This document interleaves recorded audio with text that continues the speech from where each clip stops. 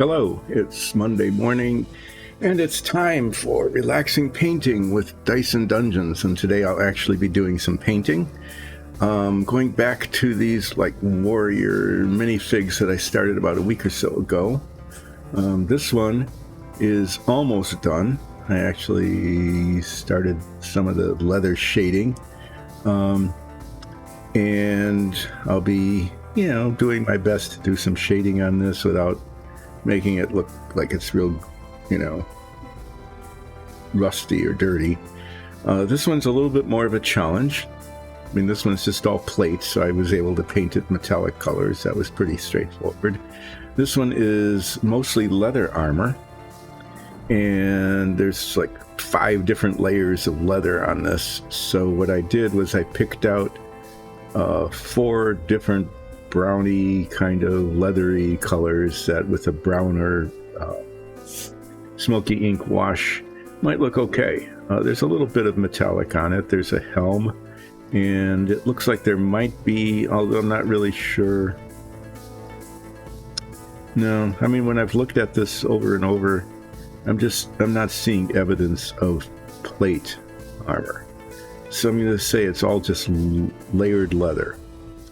2 things. One is that just as I was finishing up and I was painting some detail and I put my head magnifiers on, it became clear that this helm, which is now painted all metallic, doesn't in fact cover the mouth.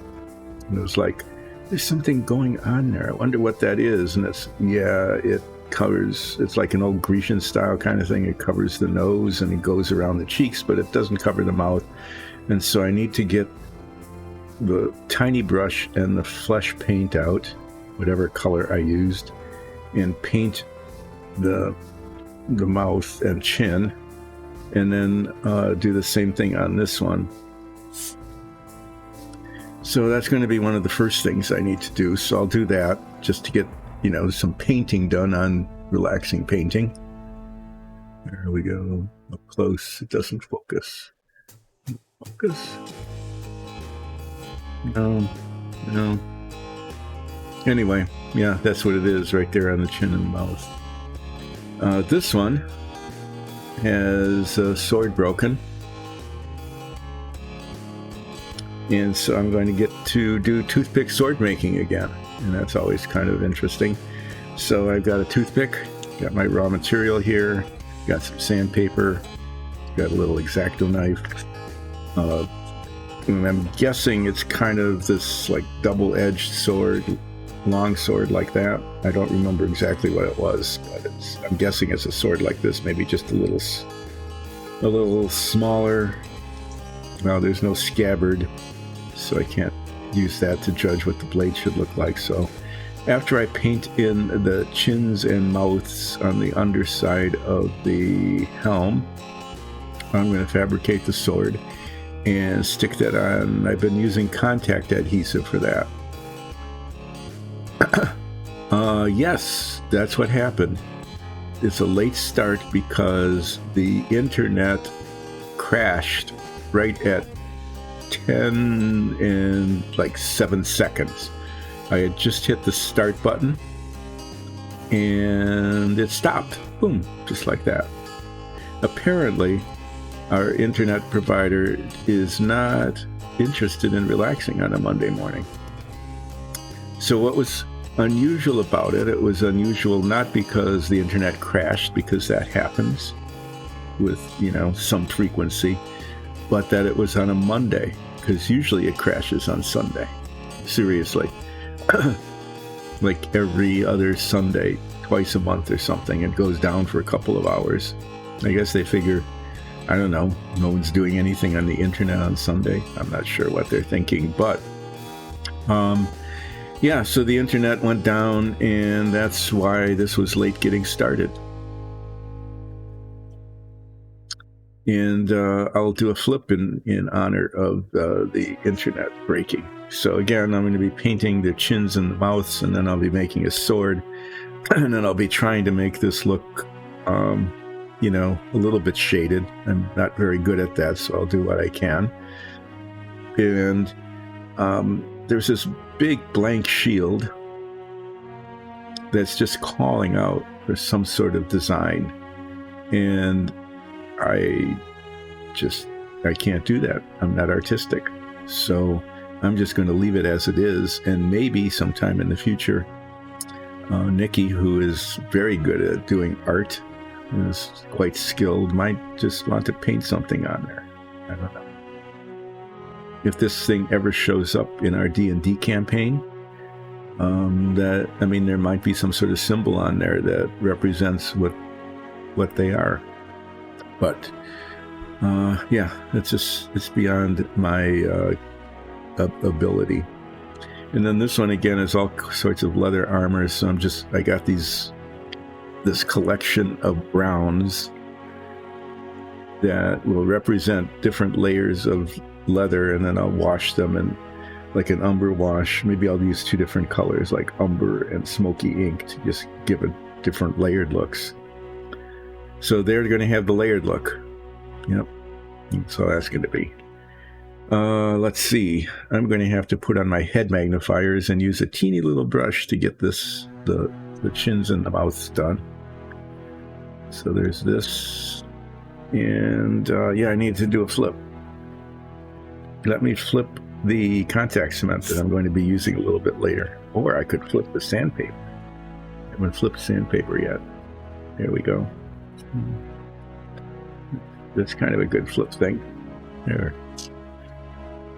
Having fun flipping the sandpaper. I'll just do this for the next hour and a half. It'll be time for a break, and I won't have to do any work. Oh. Yeah. Well, let's stir up the taint.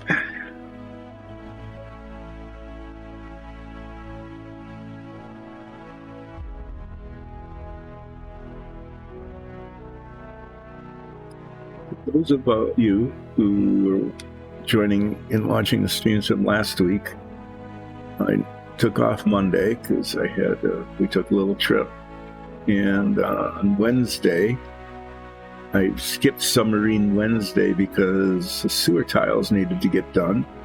The sewer tiles for our Dungeons and Dragons campaign. Apparently the party will be going into sewers because we now have 1.5 million sewer tiles that I've done over the last couple of weeks.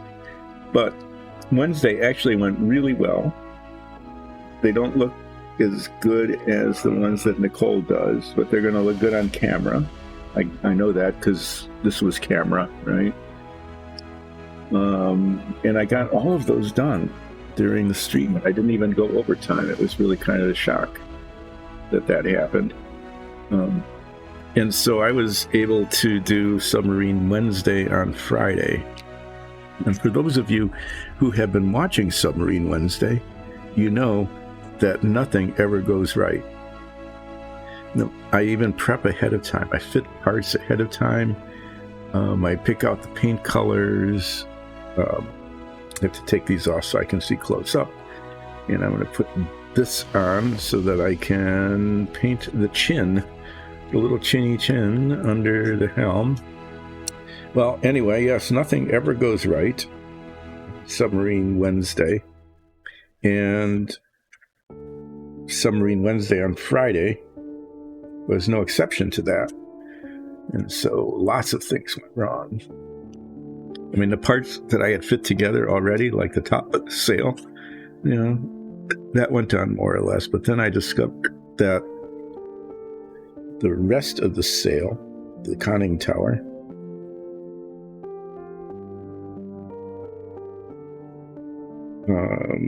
became unglued.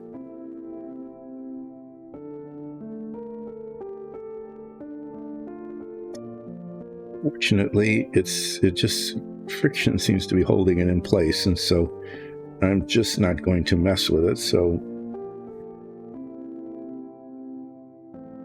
I declared that finished.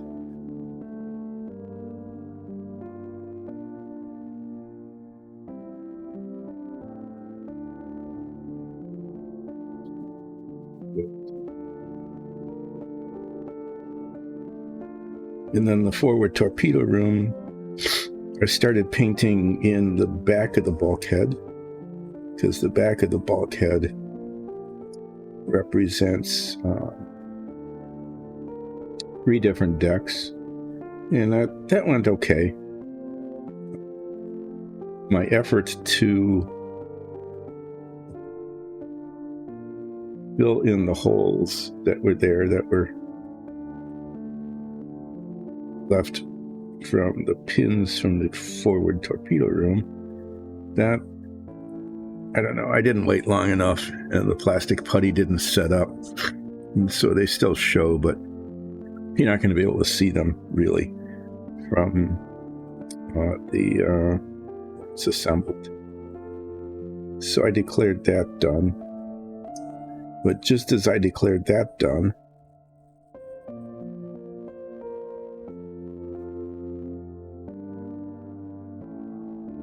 to bump into the torpedoes that I had laboriously cemented on earlier, and knock those off, and so that I had to start over. I got one of the 3 back on.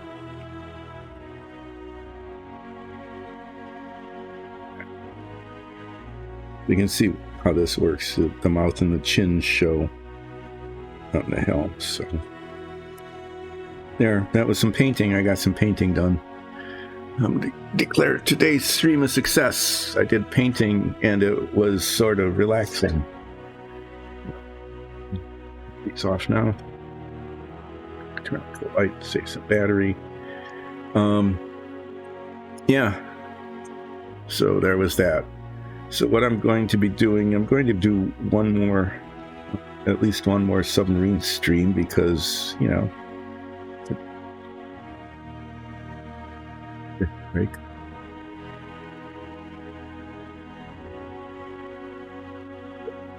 There's some technical difficulties. Just give me a sec. All right. Today is really going well.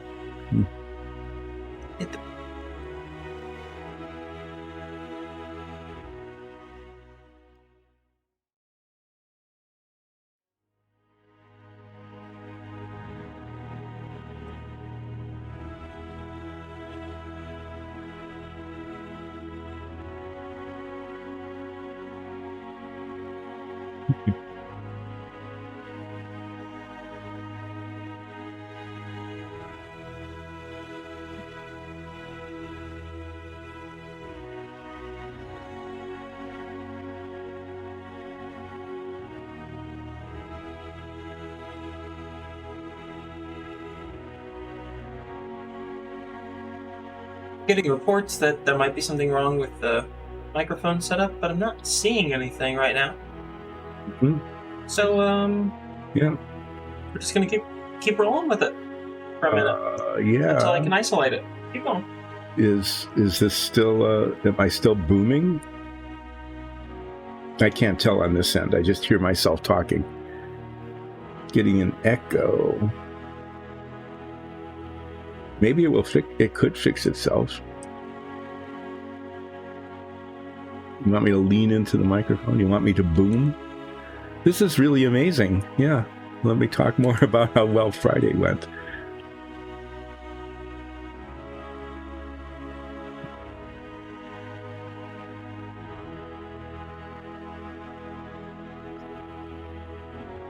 Okay, we're trying to do some fixes on the fly. I guess an ulcid line. You who are who? Is this still echoing? I'm Ulseth Ralph on our D&D stream. You should watch it if you haven't. It's really very good. I can say that because I'm in it, and several other people are, and we're all very good at doing D&D streaming, and it's a lot of fun. So yeah, that was me being Ulseth Ralph. This is Monday, and you who are watching, it is not relaxing.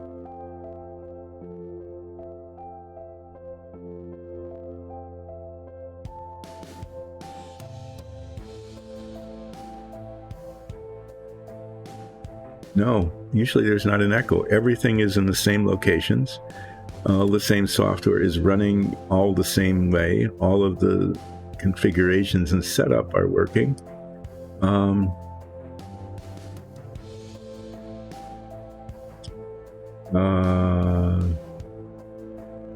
Oh, you who are who, it is just you.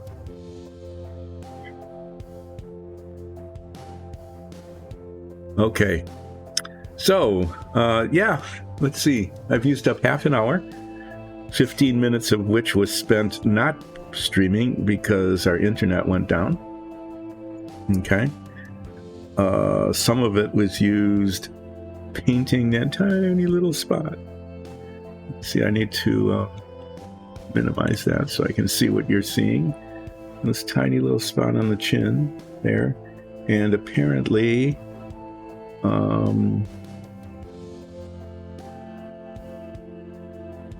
I must have washed it or used it. I can't see what is going on there, but it's definitely not the same color as the other one.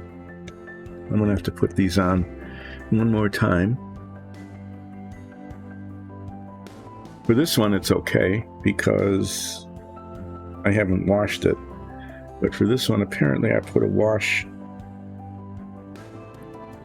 on it, and now the chin is vibrant. Okay, see a bright spot there.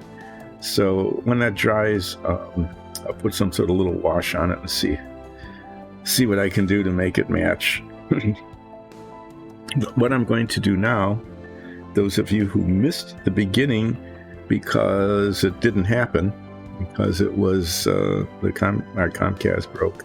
To get the camera somewhere close to where I'm actually showing things. Her sword broke. So I'm going to fabricate, once again, I've done this quite often, is fabricating a sword out of a toothpick. There it is. There's the sword to be. And I'm going to kind of, I think it's the same sort of sword as this. So it'll be, you know, put a mark on it here for the length, a little bit shorter than that. Yeah, right about there. Can always change it later, but yeah. So for this, pretty much all I need to do is bevel the edges, because this particular sword is like a two-edged sword. It's a double-edged sword, kind of like this stream. What do I mean by that? I don't know, just whatever. It was a thing to say. It was sort of amusing. Yeah. So I'm gonna sand this like here and here, try to shape it, and if it doesn't work, I've got lots of toothpicks, and I'll just get another one. So what I'm attempting to do by rolling this back and forth is sanding down one side and then the other to form a double-edged sword.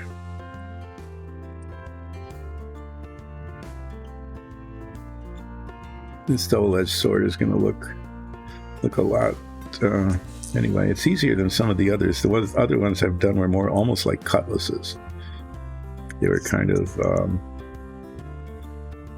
curved. So getting the curve right and then thinning it down. This is just pretty straightforward.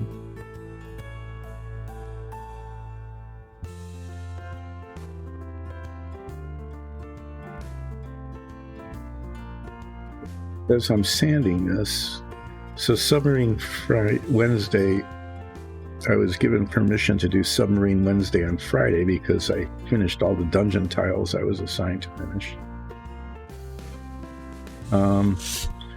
Yeah, I'm just going to do it here, I guess. And so as usual, I got about half as much done as I was hoping to get done, because nothing ever goes right on Submarine Wednesday, even if it's on a Friday.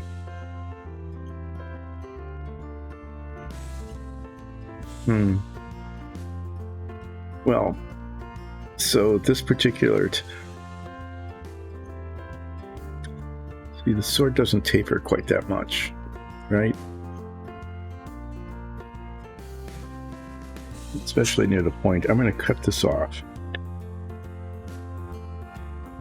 There.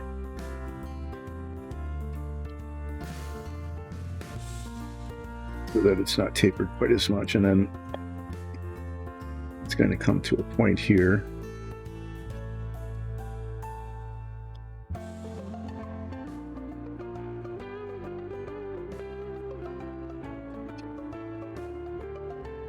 As I was saying a little bit earlier, what happened on Submarine Wednesday on Friday is that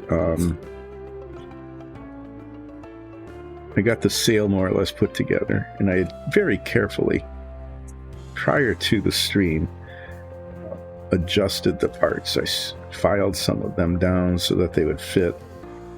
You know, it was just kind of a thing that I did to get them to fit, and they did. And then when I cemented them together, I'll just say that they did not fit as well as they fit when I tested the fit. But it looks okay. I mean, it looks okay from the inside, that is, from the side that you see. The outside, which is the hull, does not look that good. The fit wasn't very good, and it left a pretty big gap. But I filled that in with plastic putty, and it's all going to get painted anyway. And the parts didn't fit all that well to begin with.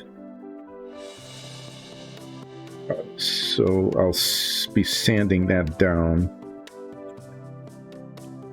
I don't know, I might do that on stream just so you can see how that goes. It might go pretty well. It might go pretty poorly, but you know, it's all part of building a submarine model. So I might do the sanding down on stream on Wednesday. Actually, I'm going to be doing a lot of sanding and filing on Wednesday, because the situation is that the forward torpedo room is actually going to be installed on Wednesday. That's going to be, I really hope it will. That's going to be a huge breakthrough moment. It has been kind of a challenge getting that done. And so that will be the highlight of Wednesday's stream. I'll probably do a little bit of prep work on it ahead of time, like making sure it fits, that kind of thing. So I might just save it for later in the stream. But that's going to be it. The installation of the forward torpedo room into the hull is scheduled to happen on Submarine Wednesday this week. And if all goes well, and it never has, maybe I should call it Submarine Surprise Wednesday, because there's always some sort of surprising thing that happens. But yes, you can. If you've been watching Submarine Wednesdays, this is going to be a big deal day. That will be just about the only thing that will be triumphant on Wednesday is installation of the forward torpedo room. And then I'm going to continue the thing I started on Friday, which is prepping the pieces for the mess hall in the bunk room. And if you had watched, you would have seen that the parts, that's not too bad. I'm trying to get it, kind of swordy looking, but it looks more like a sword than it did before. Let's see if I got the length right. I think right about here. I'm going to cut this off now and call it a sword.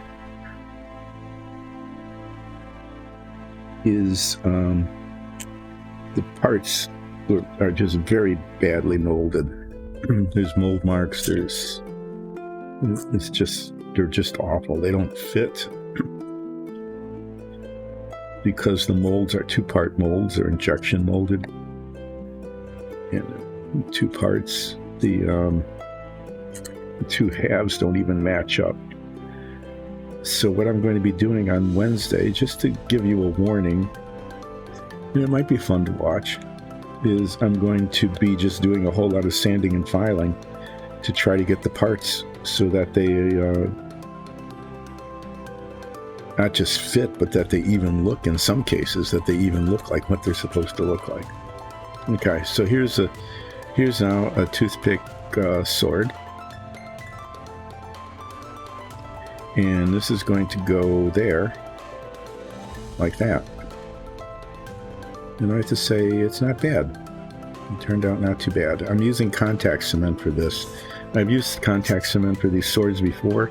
It's not necessarily the best adhesive, but it is the most expedient in that I put a little here and a little bit there, and they stick together. And I don't have to, like with epoxy, I don't have to hold them. Even 5-minute epoxy, I don't have to hold them for what feels like forever until it sets up enough so that I can let them go.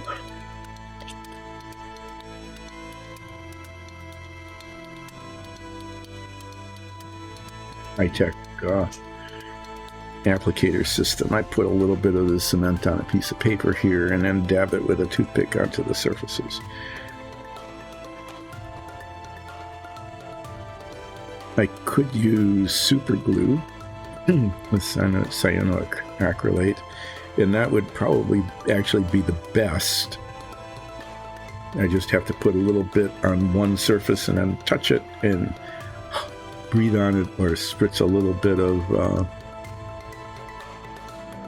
accelerator on it, and it would hold. But the problem with that is that I'm not always very accurate in my placement, and what would result would be is that I would have to break it off and start over.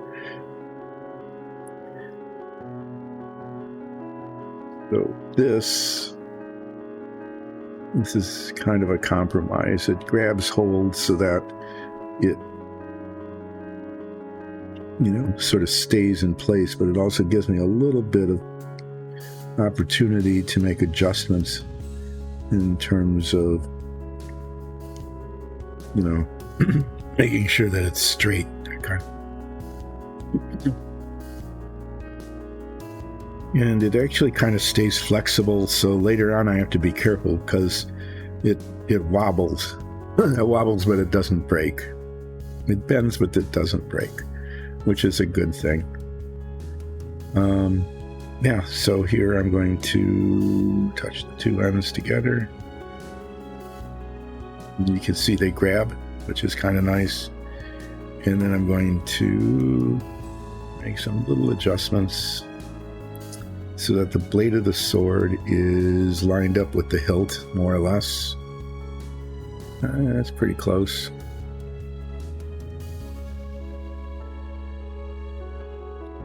Yeah, the blade is a little heavy. I don't know.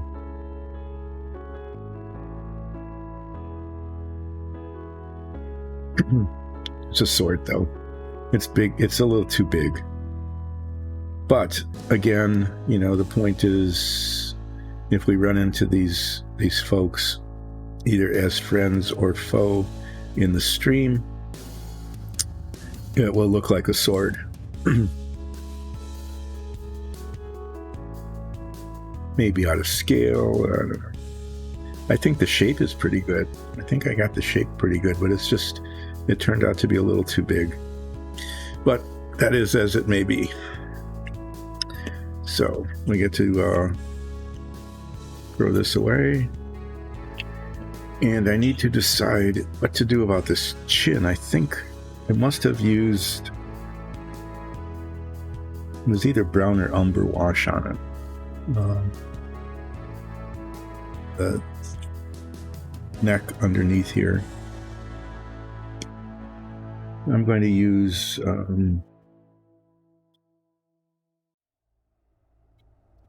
brown wash. Clean down the chin.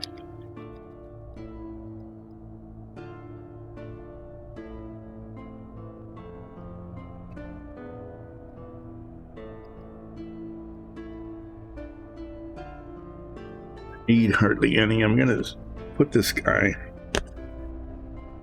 stand as I'm doing the wash, because I might want to be washing the back of the cloak here. I'm going to use some dark gray wash on there to tone it down and highlight the folds in the fabric. And then I'm going to start with just a light gray wash on the armor. I don't know how that will work. I'm not sure if it will show much, but I don't want to make it too dark to begin with.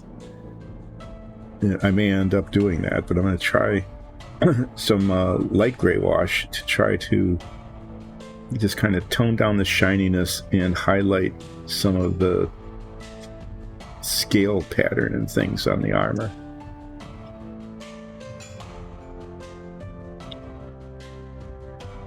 And I really don't know how that's going to go. Guess we will find out. But first, I need to put a little bit of this on the chin.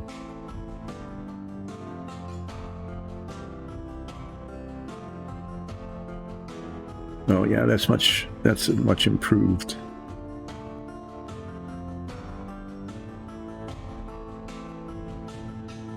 Matches the rest. Okay, that's all that took.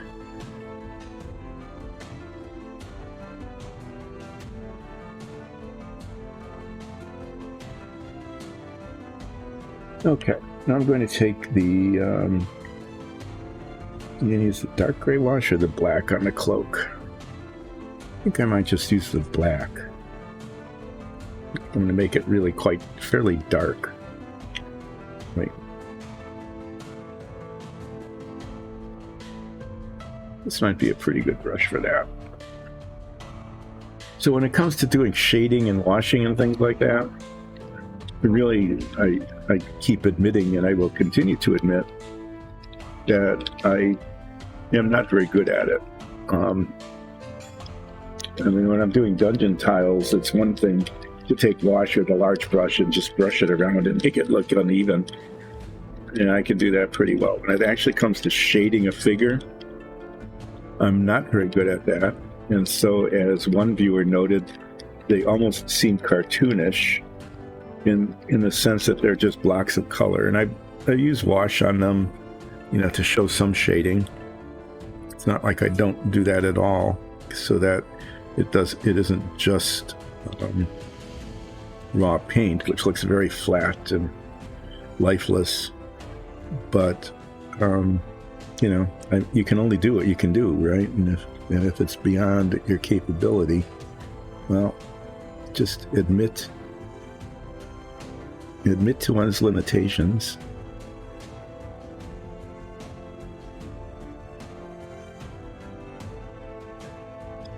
Which I am doing, and yeah. Okay, so what I'm trying to do here is get the wash into the deeper folds of the cloak.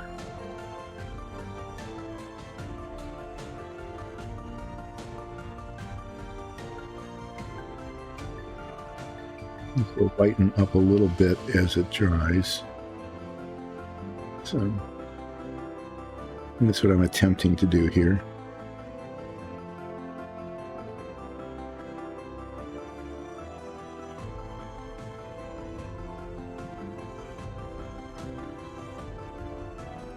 And yeah, I mean, it looks better than it did before. I'm not I talked about maybe doing a wash on the inside. I'm a little bit concerned about that because, no, I'm just going to. It's just, reaching in is hard. And get wash all over everything. But I think just a little bit, almost like dry brushing, just a little bit on the inside of the cloak would help.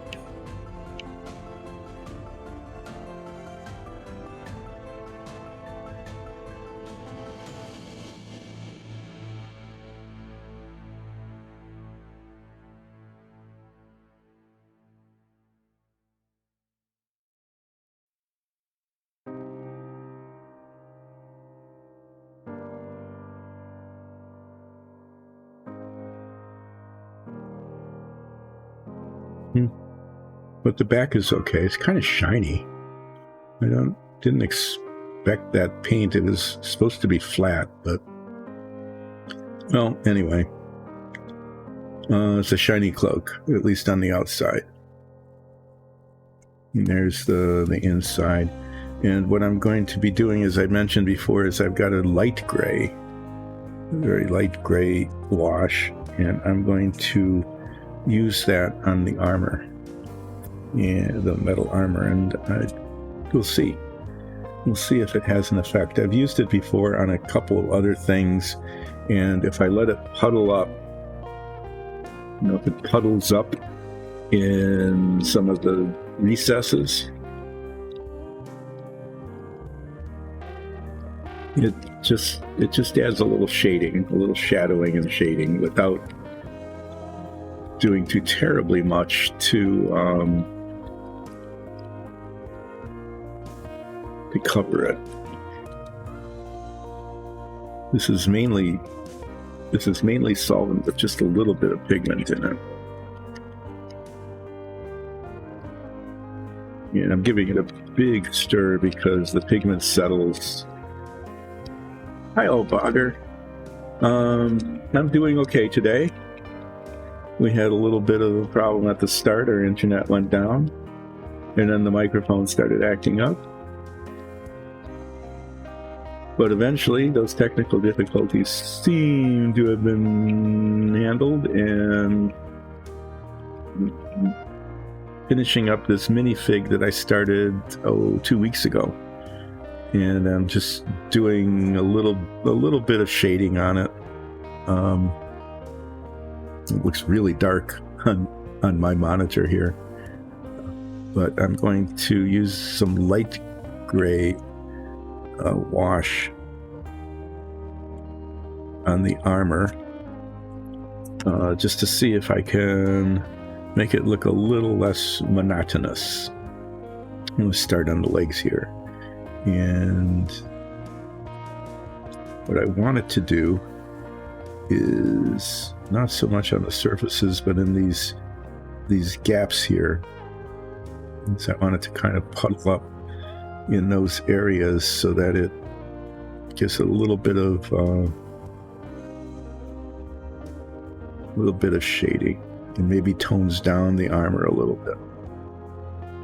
Can't really see it very much. This might just not be working at all, but anyway, that's what I'm going to be doing. And then after this, I'll be starting on the other model, the leather armored one. And as I said, I picked out like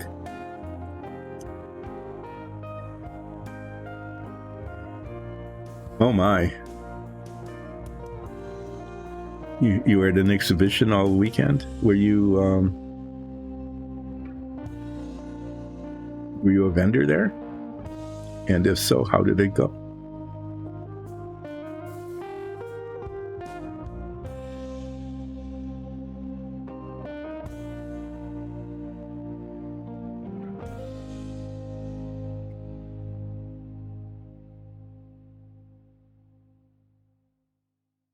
Being retired, I have to say that sounds just terrible, putting that many hours in.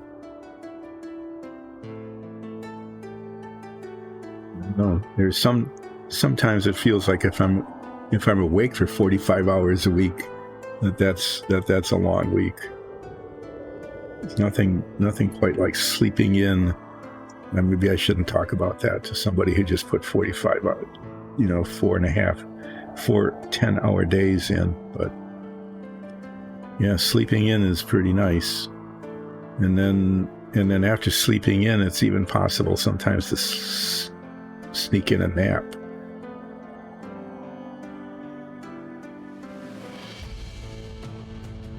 But, you know, after doing this, it's so much relaxing doing all this painting, right, that I probably won't need to do that today. So I don't know. This is making some difference in the appearance, and it's really subtle. And I think it's okay. Basically, I'm just letting it puddle up in the crevices.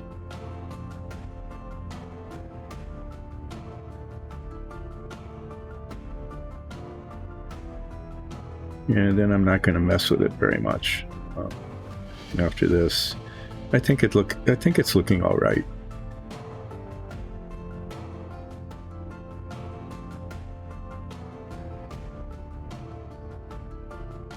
Oh my. Okay. So your company made you work all of that extra time, and then you weren't even the salespeople. You were telling the salespeople how not to make mistakes in their presentation. So was this at least near where you live, or did you have to travel a long way for it?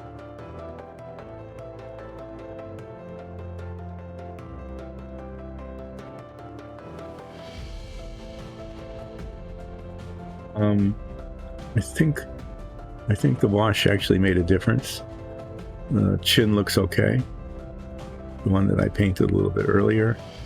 The back is way too shiny, but I don't know. It looks like it's shaded okay. I'm just not going to mess with it. And the shield, as I said before, the shield. Oh, okay. Well, an hour. But you have to do that every day. That can get pretty tiresome.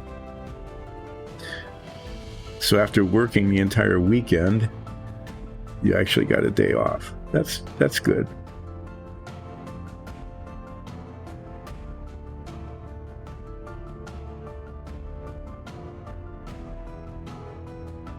Sometimes here in the States, you probably read about that. It's not unusual for people to have hour-long daily commutes for their everyday jobs.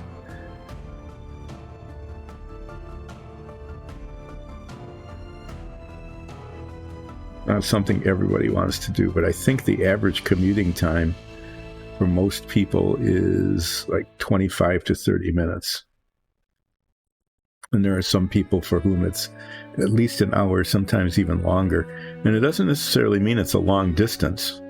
You know, in some of the cities, if people decide to drive or even take public transportation, it could take an hour to go 10 miles.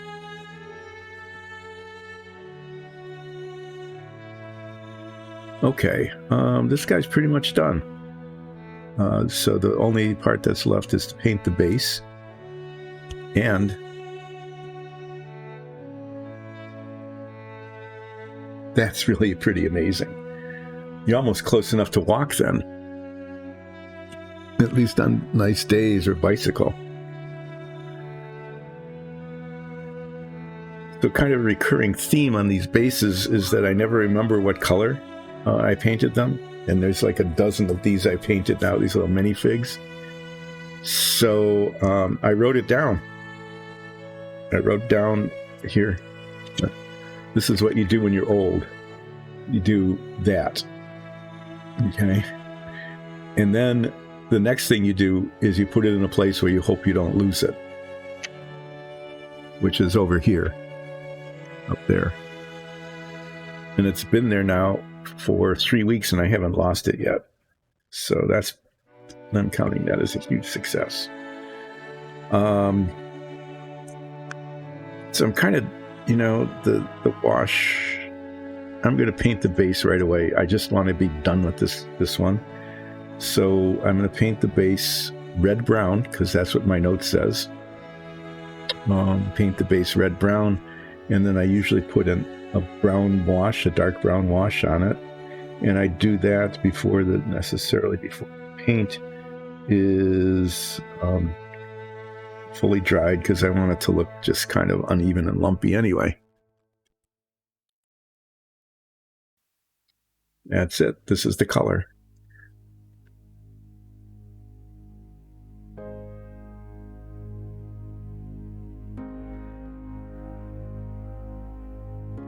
And then the next one I'm doing is this one, which is supposedly like a compatriot, right? But this one has all leather armor except for the helm. The helm is the only part that's not leather. And so I have broken out like 4 different browns, and it's very layered leather.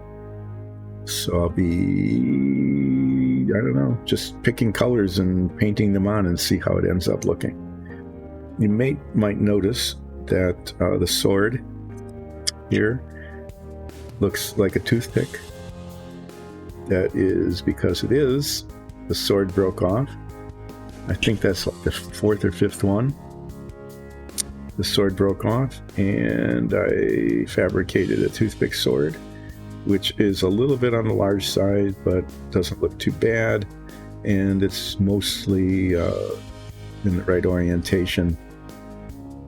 So if you don't look too closely, after it's done, it will look like the original sword might have looked.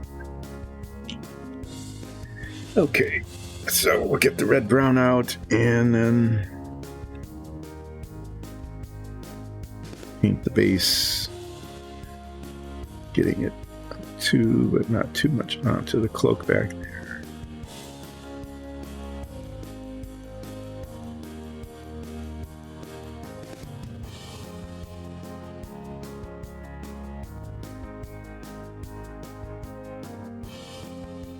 Do you have the whole day off? Are you actually going to relax today? Are you going to do relaxing, not painting? Why is this? The paint, I must have thinned this down for some reason. Paint isn't covering. It's like it's not stirred right, even though I gave it a good mixing.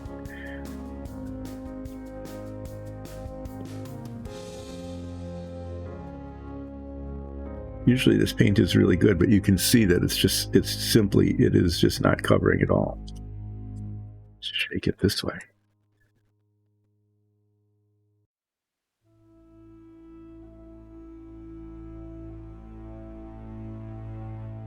You do not get it. You don't get 2 days off, so you lost half your weekend.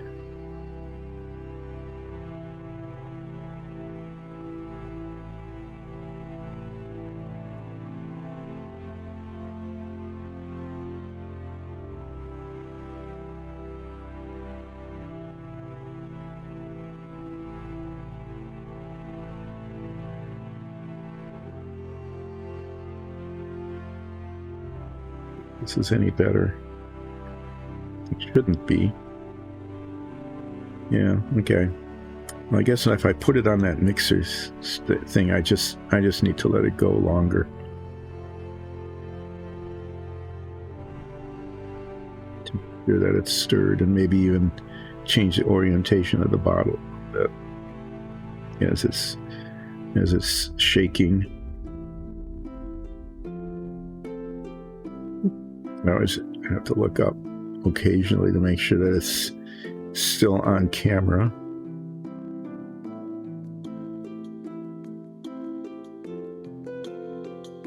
Anyway, this one will be done shortly, and then I'll start working on the other one.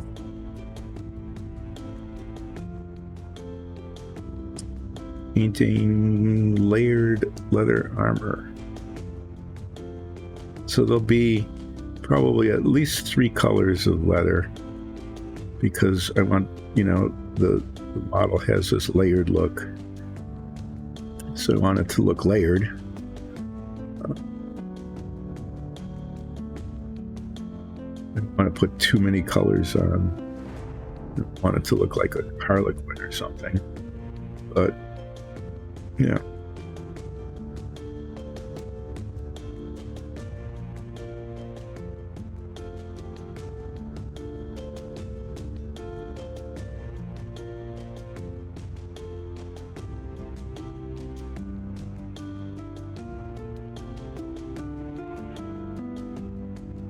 This one wasn't too hard to do.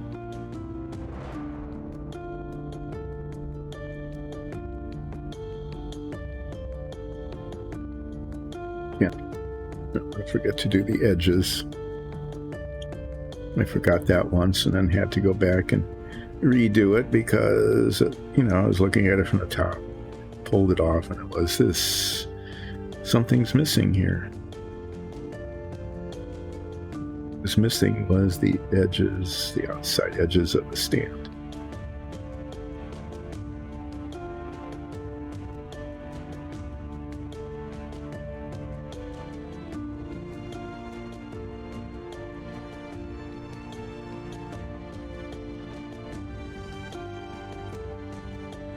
Okay, so that's that. That is the correct color. I know because I made a big note reminding me of what color to use. And I used that color.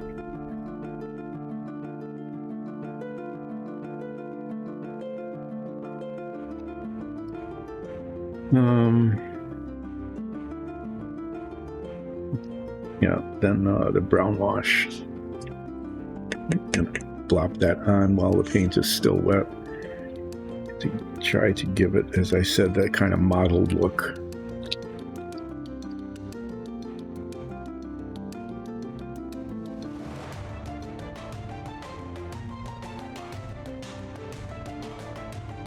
So your salespeople have success, I hope, and that the company you work for will continue to be successful so that it continues to employ you.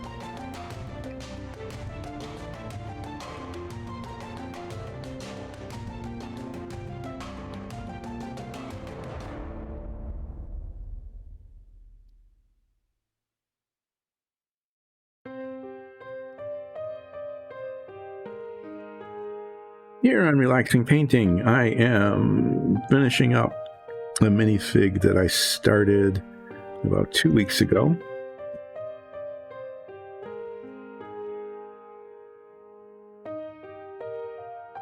I am just spattering wash on this to break up the monotone of the brown paint surface.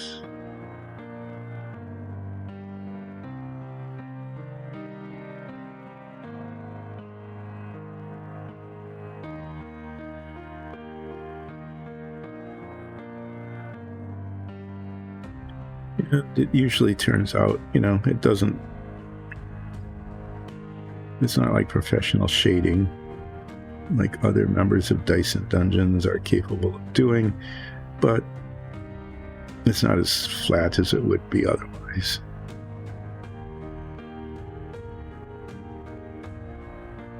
And then I will just leave this alone. There it is. There's the warrior in plate armor with a very, very shiny, for some reason, I don't know why it's shiny. The paint was supposed to be flat paint, but it turned out to be kind of glossy. And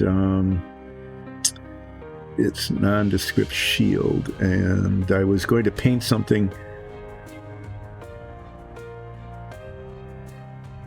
Oh my.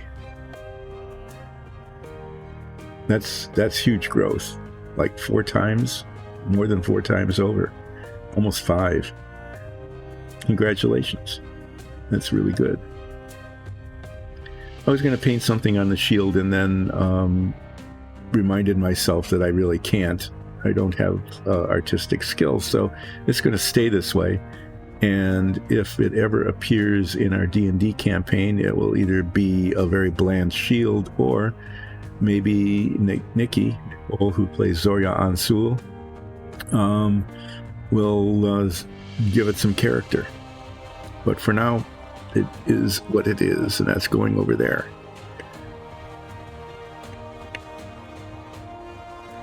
What I'm going to be doing with the other one is, since it's all leather armor, is I'm going to take a second and try to figure out the layers.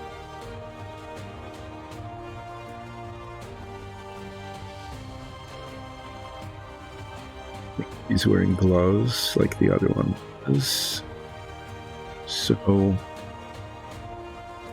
And it looks like these boots, they're very small soles here with like spats on them. I guess I'm just going to start putting some paint on it, and we'll see where it goes. Maybe just so I know where the boundaries are, maybe I'll paint the cloak first. The cloak is held on by these like shoulder straps here. Side. Not going to mess with it too much. I come around the front.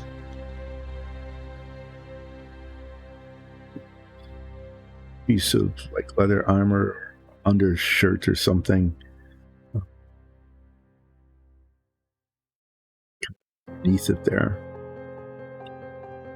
And then the helm is metal. And I think I painted that duraluminum or dark aluminum. I can do that fairly early on as well. So I'm going to paint the easy parts first. Easy for me in that I can like see where they are and where the edges and boundaries are. Okay, what I've done in the past, and I'll do this again as I'm looking at it, is the eyes. I paint a little bit of black in there. I'm going to do that first before I paint the helm, so that if it gets too far over and I paint the helm color, I can paint over it. So do that. And the hilt of the sword will also be black. So I'll just do that as well. And I'm going to use this NATO black color.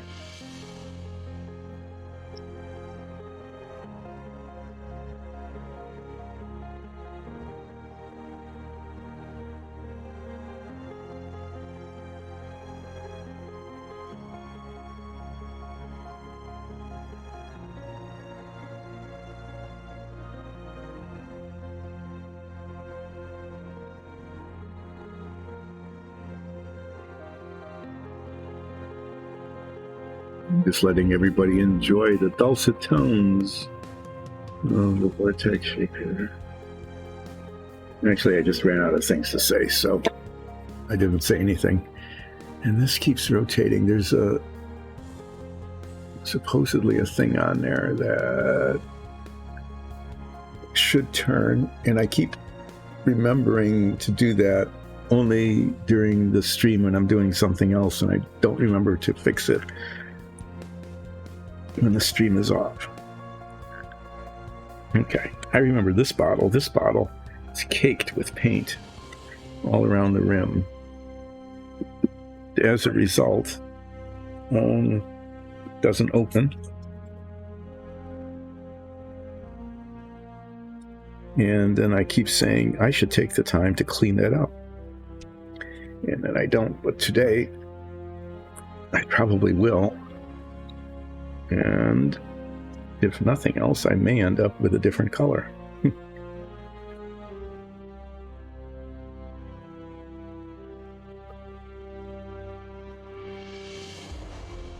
But what we're going to see here is an example of how not to really take care of your paints.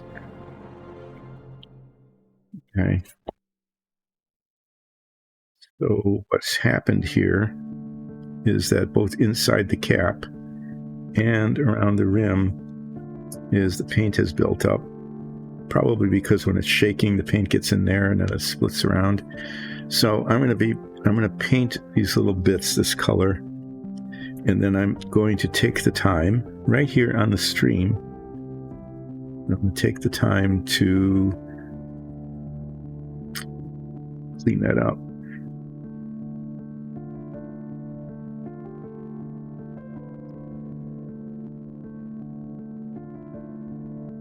And the paint is going much, in places where it shouldn't, but I'll be painting over it.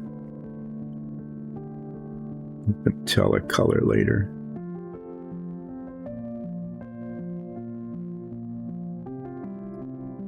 discovering today.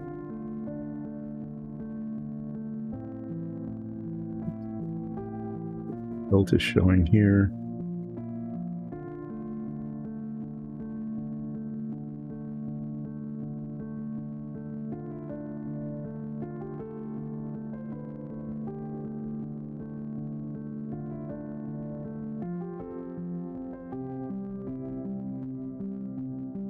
Getting kind of an object lesson in trying to see close up.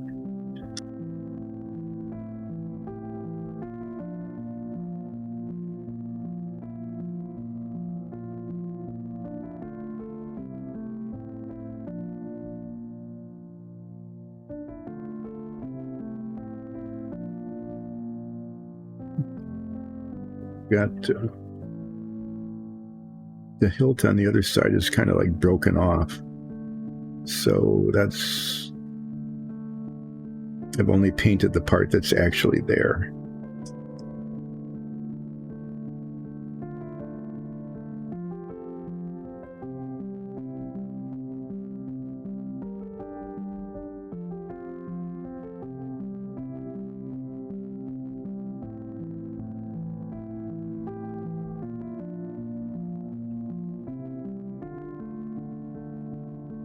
Is it a lesson in, yes, you have to always rotate it and then rotate it again, because it's really easy, right, for me at least, to like totally miss a piece that needs to be painted because I didn't rotate it in a way that lets me see it. So it looks just perfectly fine from one direction and then not from the other. Okay, so I got those tiny little bits done, and now what I need to do is I'm going to clean paint.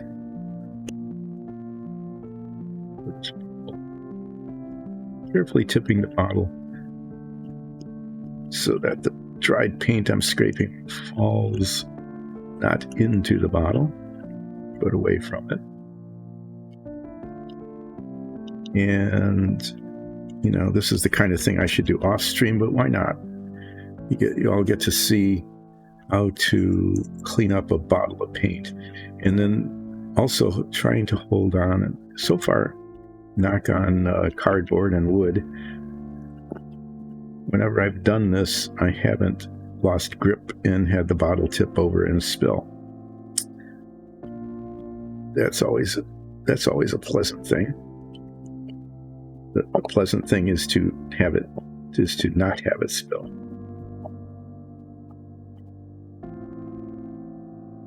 Now, what I should have done is I should have put like a paper towel down there so that all of this dried paint would land on that and not on the surface here. But I didn't do that. So, continuing the lesson of this is how not to do it.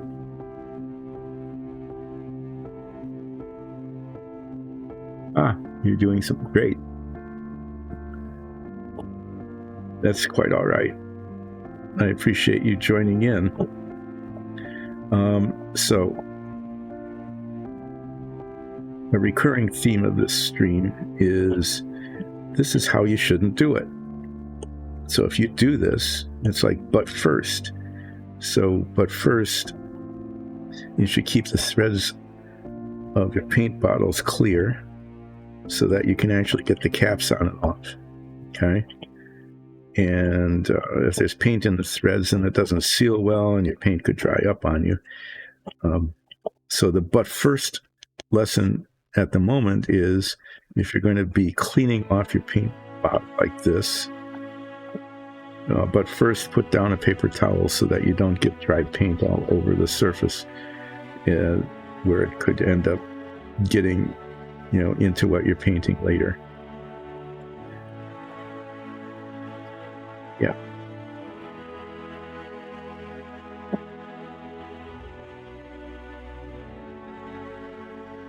This definitely is not a how-to show, because I'm not extremely good at this, but I get to talk about 1960s TV and things, which if I did that, off of the stream with the family, it would be, well, the conversation would be cut short. Say that. We don't need to be hearing that. But here I can ramble on about that for like 3.5 hours because I take a half-hour break. And you all get to listen. And unless you get on chat and scream at me to stop, just hear it. But this show is not a how-to show, but with some frequency, it is a how-not-to show. And sometimes the lessons of don't do that are just as valuable, if not more so, than this is how. Because you don't often see, how not to do things.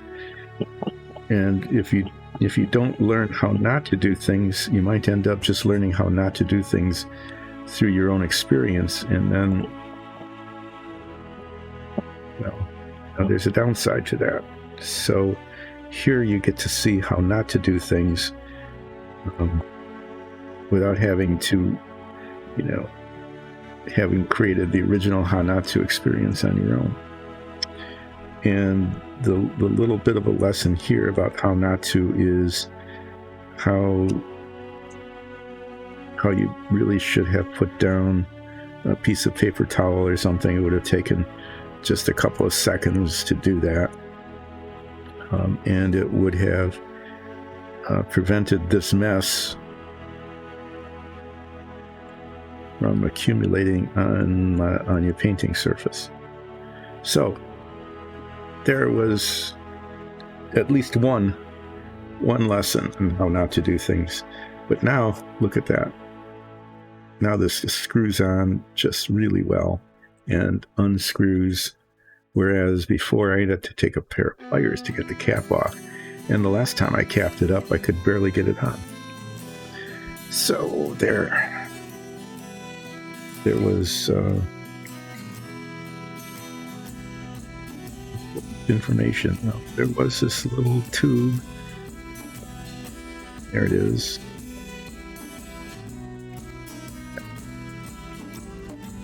And now you get to see how to clean up a mess that could have been prevented in the first place.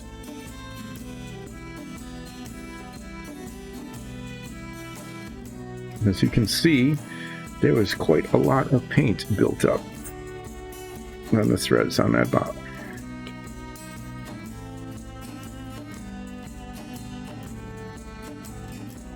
Now, it isn't. Yay! So, let's recap, because I've accomplished some things today. One is, I have to get up and get rid of this. One is,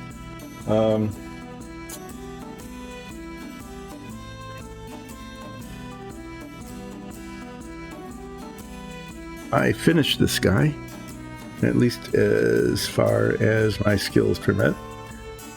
I did that.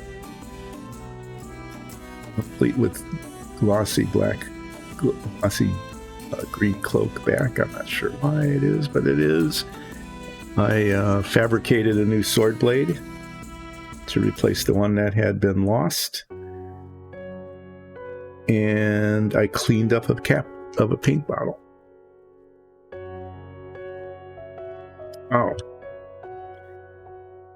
That's almost as good as a Submarine Wednesday. That would have been in the entire 4-hour stream on a Wednesday. Except, if it were Submarine Wednesday, there would have been a whole lot of things that went badly as well.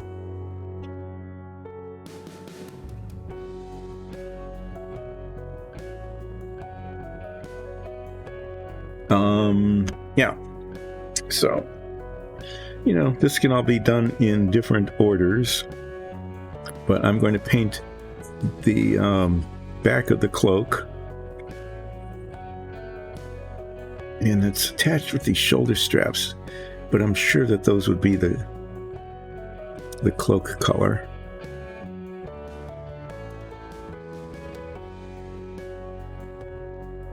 I'm trying to see where the edges of things are. I'm going to have to put on my head magnifiers here, because You love Sub Wednesday because you like things to go badly. You like to watch disasters. Okay, I need to, I'm putting these on because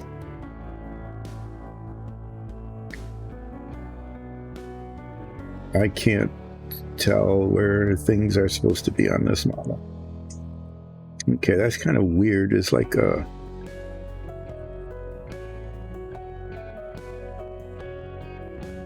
Okay, on this side, it's totally not clear at all.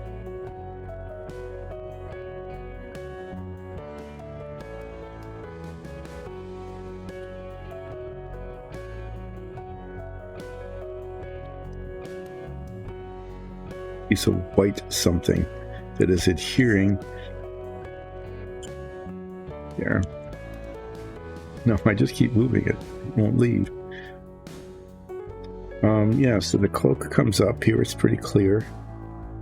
And then the boundary here is totally invisible. Can't tell where it's supposed to be at all. On this side, you can't see the detail. I know. It just, isn't it disappointing? They're called head magnifiers, and every time I put them on, my head doesn't get bigger. Maybe if I move it closer to the camera? Oh.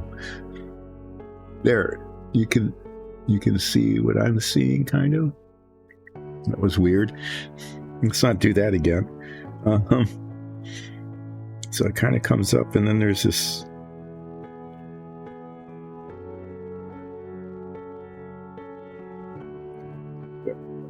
almost look like straps. Yeah, I'm not sure how that all is supposed to go together. So I can paint the cloak without these on, because if the paint gets onto other spots, that's okay. But then it starts to get ambiguous in terms of what's what. So there's boots, and then there's these armor spat things. They almost could be metal, but I don't think this figure's wearing metal. So there's the gloves, and I think what I'm going to do is paint the gloves and the elbows here, because there's armor that goes over it, leather brown.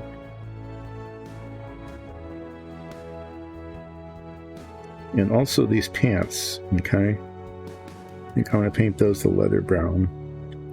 And then this and some of the armor plate that goes over it, that's going to be another color. And then there's like 3 layers here. There's like this undershirt sort of thing, and then these that come over. And then there's all sorts of complicated strapping and whatever up at the front. That is, of course, hard to reach because it's behind their arms. Yeah, I'm not... Guess I'll just start putting leather colors on, and we'll just see how it ends up. But I need to decide what to paint the back of the cloak. I don't want to use the same color as this one. I don't want it... I don't know. I don't want to, but they're supposed to be on the same team, you know? I'm going to pick a different color, green, and then wash it later.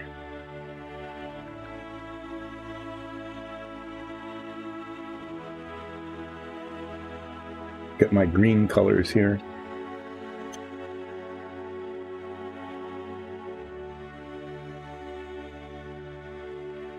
I think I just painted a dark green last time, and I don't know why it came out so glossy.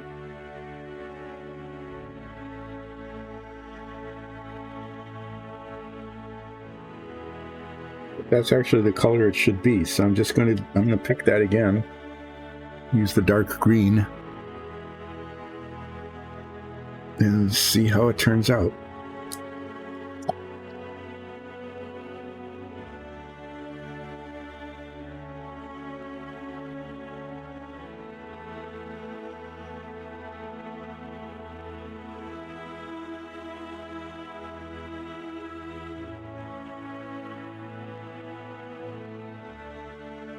makes a lot of noise. It vibrates nicely, and it moves things around on the workbench. My Stream Deck, the Stream Deck is running away right now. So if any of you, long time ago, there was these little football games, American football, not like real football. And it had players all had these little plastic feet, kind of, I'll call them. They were like about 1/8 of an inch thick, and just like a plastic film almost. And they sat on this football field, and it vibrated like this. And as it vibrated, those little players did exactly what my Stream Deck is doing, which is they started moving around. And theoretically, at least, you were supposed to be able to set them up in the way that you wanted, and they would move in the direction that you set them, so that they would like block and run out for a pass and sort of thing. But that never really happened. It was kind of one of the silliest games ever, in that you'd set these guys up on the field, and you'd turn it on, and it would start vibrating like that, and they just kind of randomly moved all over the place.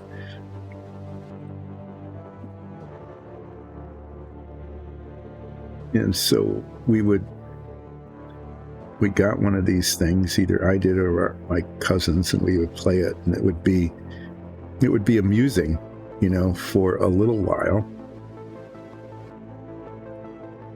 But it became pretty clear that there was absolutely no control over the motion of the players, and so it didn't matter what you did. So we just sort of set them up randomly and let them run around randomly, and we'd laugh at it because it was just silly. Okay? It just was. It was just silly to watch it. And then we'd be bored, and we'd go watch some sort of Saturday movie thing. Usually it's like a horror film, science fiction kind of thing.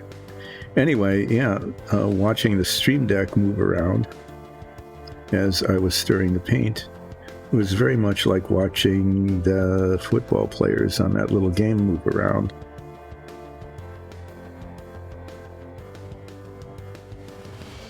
And it was pretty much as entertaining as that was, which was really not very much at all. But you didn't get to see it because the Stream Deck is way off camera. And this brush has now started to disintegrate on me.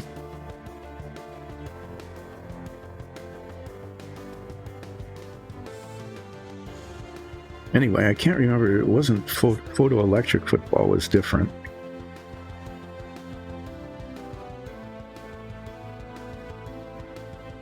That one was, it was a light deck.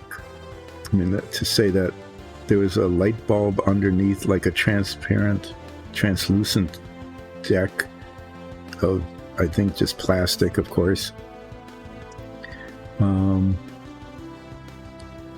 And the offensive player would pick a card that had a play on it, and the defensive player would pick a card that had a defensive play on it. You'd lay them both down. You could adjust them, as I recall, so that they weren't just in one location, so that if you played I want to defend against a run card, you could like move it left and right and up and down a little bit, so it wasn't necessarily in exactly the same place each time you played it. And the same for the offense card. That could be adjusted because, so for example, if you were going to run this like off tackle, I'd call it, the ball is handed off to a player who pretty much runs right up through the middle of the line. Okay. And the defense knew that you were going to run that play, so they would pull off the defend against off tackle card. But you could move the cards around a little bit so that I'm not supposed to do this, but this brush has become difficult. Move the cards around a little bit so your off tackle was just like slightly to the left or the right of where it usually was, trying to get past the defense. Anyway, the whole thing about the photoelectric is that you unveiled the cards by sliding this screen that was keeping the light from flowing through, and you could watch the play unfold as you move the screen. So you moved it slowly, so you go, oh, and you'd start cheering about how you guessed what the defense was doing, or the defense guessed what the offense was doing, and I mean, the photoelectric part had nothing to do with the game, really. That was which card you played and where you placed it. But it was the unveiling, the reveal, that added to the fun of the game. And that was a whole lot better than the one where you put the little guys on the field and they just ran around randomly as the base vibrated. I have no idea why anyone ever bought that. If they played it at a friend's house or something, it would be something that you would not ask for Christmas. It's like, why would I want one of these?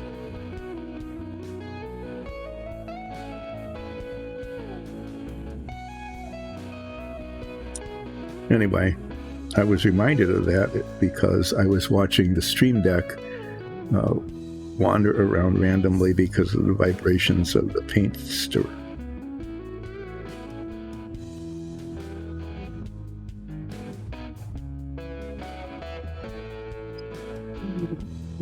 All the paints are acting weirdly today.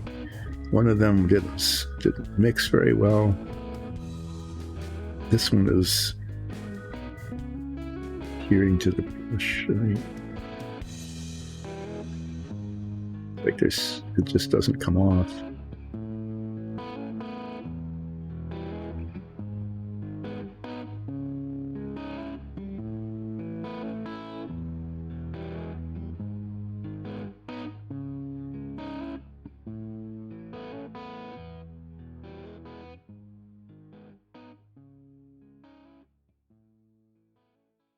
Anyway, that's there you go. Now you heard about 1960s football games. I mean, not the real games, but games based on the game of American football. All because the Stream Deck decided to wander around while I was stirring paint. Okay, well, I haven't yet, but now I am about to put this onto the holder because holding it by hand is showing its downsides.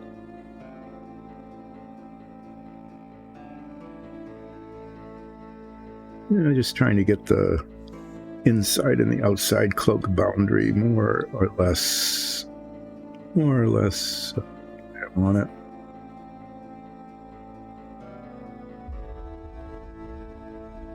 And making sure that I'm getting all of the cloak the green color, which is easy on the back and the sides and not very easy on the front, because it really looks like these straps kind of go underneath whatever this thing is around their neck.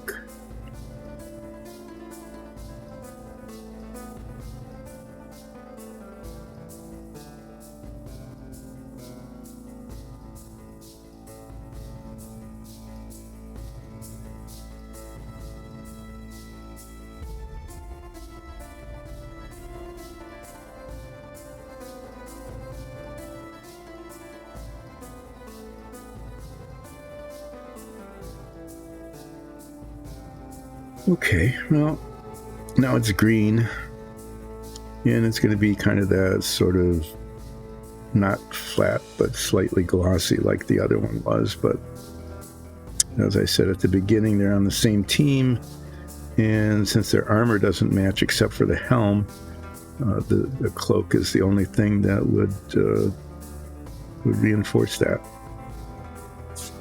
Okay. This has got all sorts of paint buildup on it too. Okay, I am going to clean this off and watch. I learned my lesson. I have learned from learning how not to do something right during this very stream. And I'm going to put a piece of paper towel down to catch the dry paint, or at least most of it, that I scrape off the top of the bottom here. There's a big chunk right there that would almost certainly keep it from sealing very well.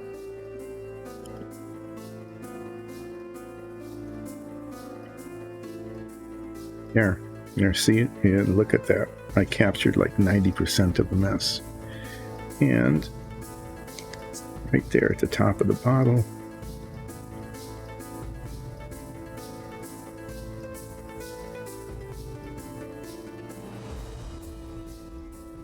getting that out too. Oh my goodness, that never happens. That's my cell phone. Hold on.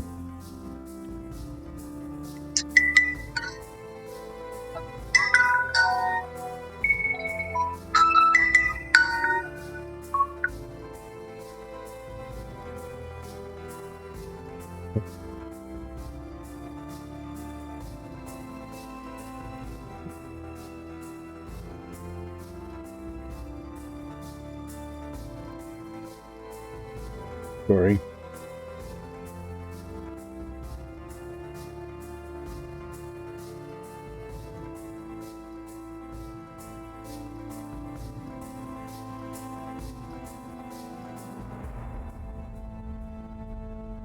Sorry about this. It was a call from my son who lives in Berlin. Probably checking in on us. Came at a time when I'm in the middle of a painting stream and no one else in the house is available.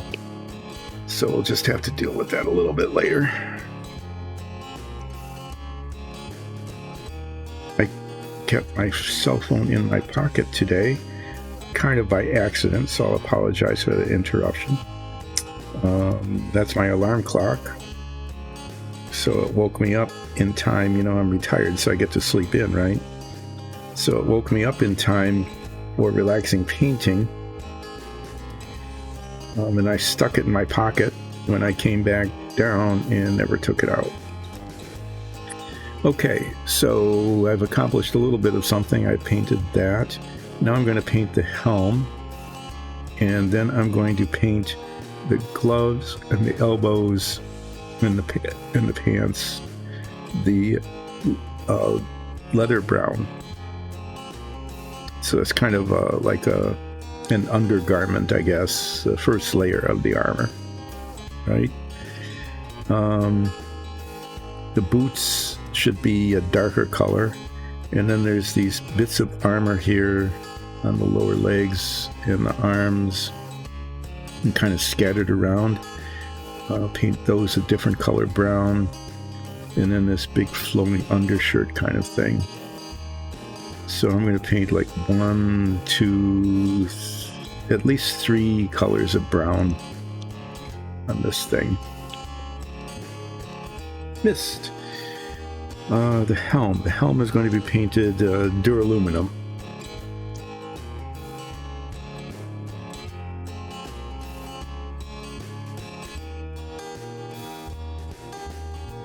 Give this a good mix. Things aren't vibrating quite as much.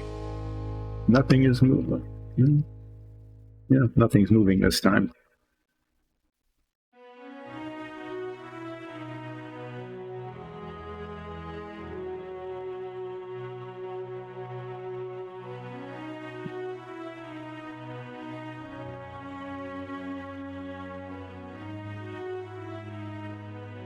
be about 10 minutes away from a break, so this is a good time.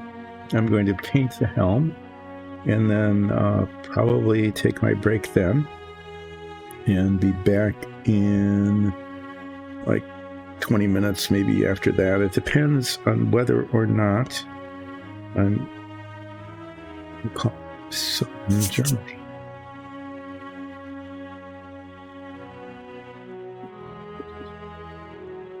It's just a couple of bristles. Sometimes bristles decide to go rogue, they wander off to the side.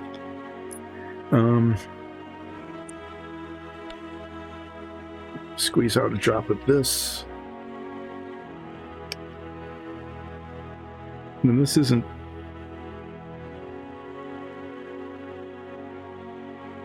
a very delicate kind of thing. Again, I'm painting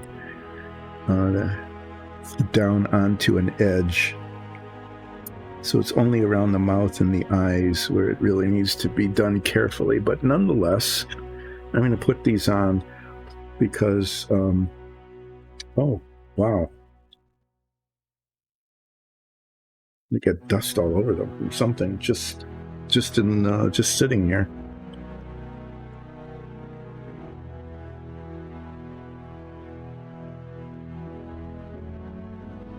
Okay, I want to put these on just so I can see the boundaries, because it's getting harder to do that otherwise. It really helps. This was a really good gift that members of Dice and Dungeons bought for me, because they were tired of me complaining about not being able to see things. I think I've mentioned that before, is that it's not an uncommon occurrence on this stream that if I complain about something enough, enough being kind of an open question, but often enough, like with some frequency, like I can't see this, or I can't do this, or gee, it would be nice if a member of the Dice and Dungeons community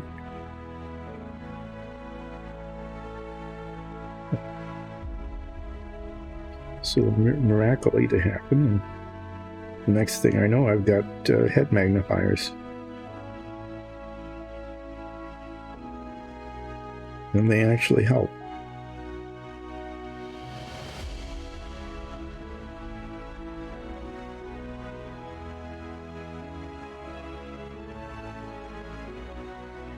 So all they do is they show me just how poorly I'm painting. Sometimes they actually help me get the paint in the right place. That's kind of what's happening now, at least so far.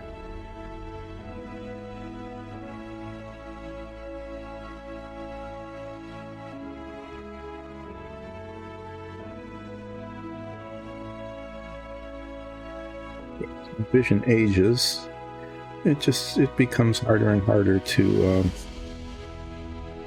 see all the detail.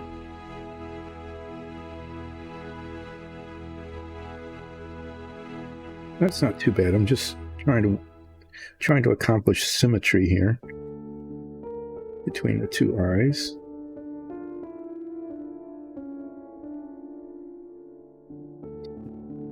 The back of the helm. I guess I can use the same little brush.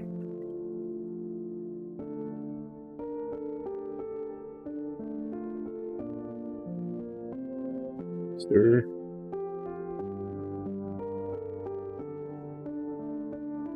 It was a bubble, but it wasn't.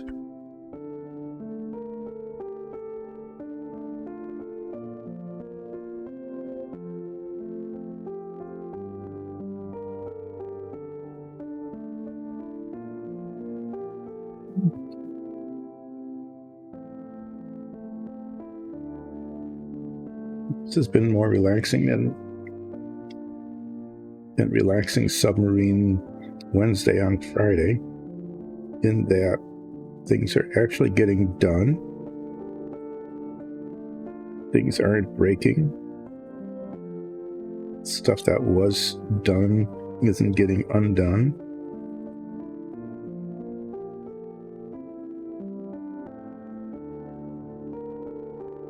Okay.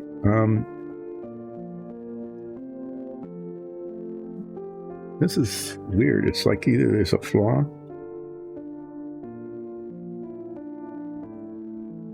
Piece of dust, maybe. Anyway, I got it off. Paint that and make it smooth.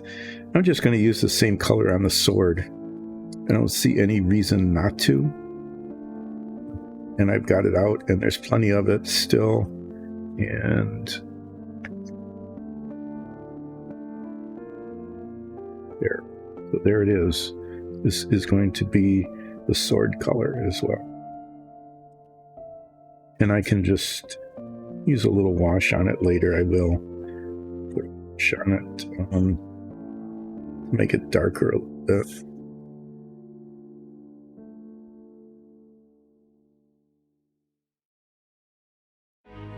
This is the sword, the replacement sword I made out of a toothpick at the beginning of the stream. And I think it looks okay. It turned out to be a little bit big, a little too long.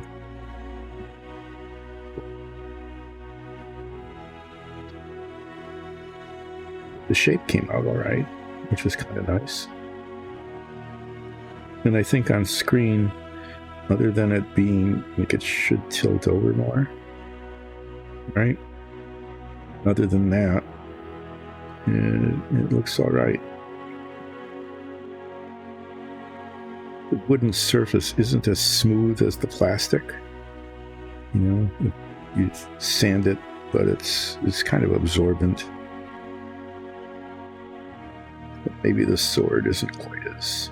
You can see the difference in sheen between the sword and the helm there.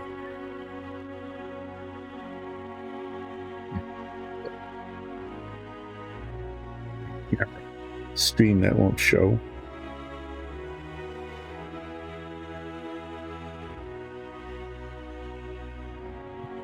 Rotation here and finding the parts of the sword that weren't painted from the direction I was looking initially.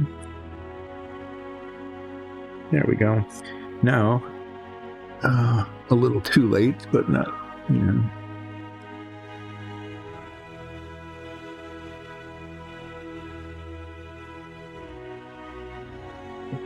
Airbrushing primer. One of the D&D folks was doing a lot of that a while ago on all of those dungeon tiles. I think we've gone through, what, 2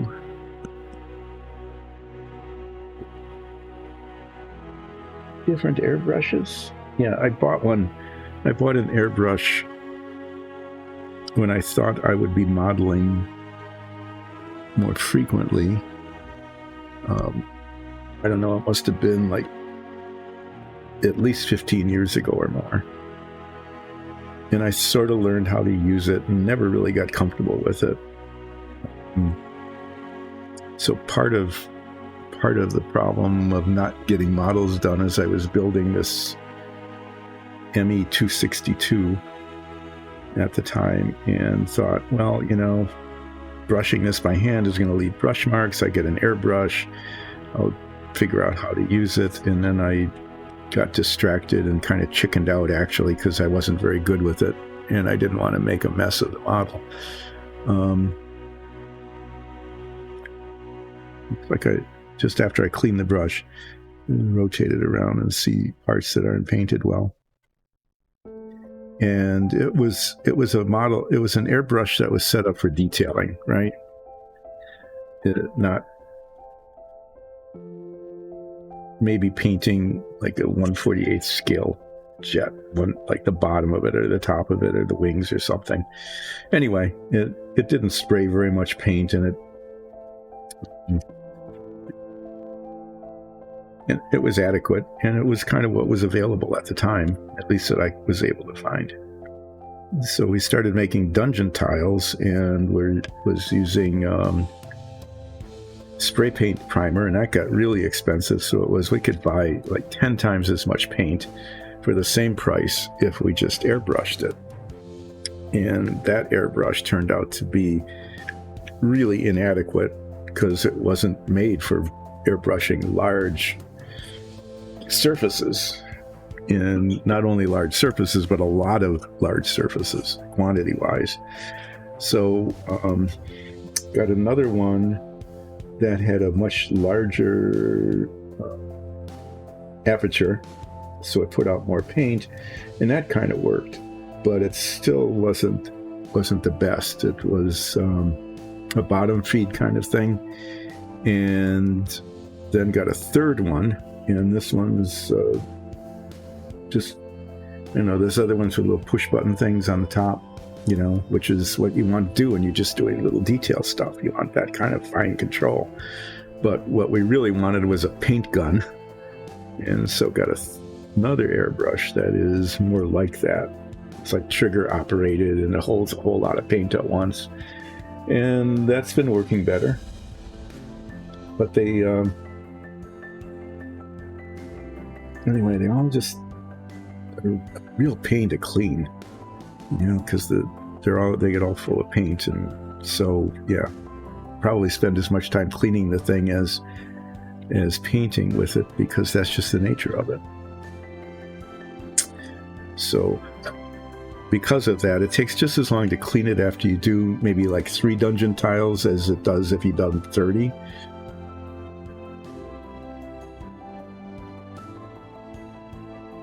So that's how that's been, quantities.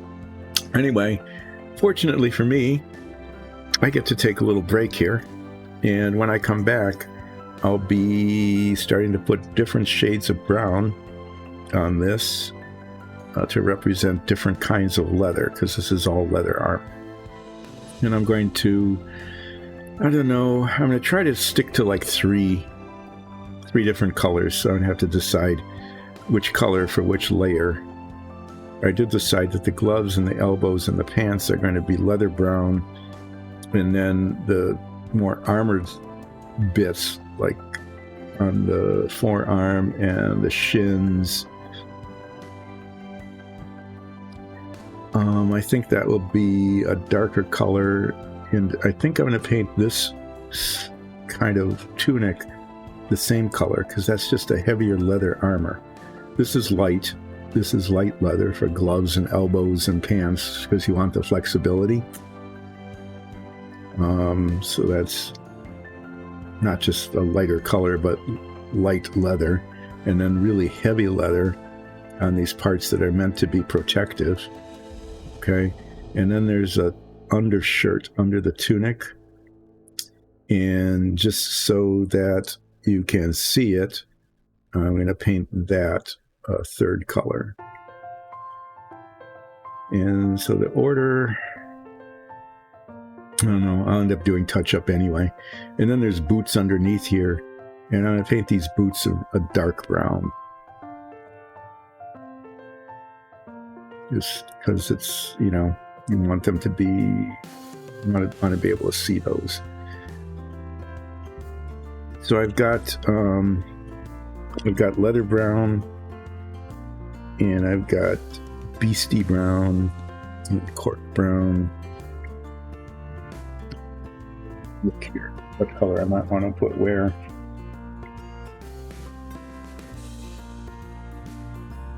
So I think I'm going to use, if you can see these colors, I'm going to use this as the undershirt, as opposed to the leather brown, which is a little bit yellower, and the beastie brown for the heavy bits on the forearms and shins and the tunic. And then just I might even use like black, but I'll probably just use a flat brown for the boots. And the boots will look an awful lot like the base. They won't show very much, but that doesn't matter.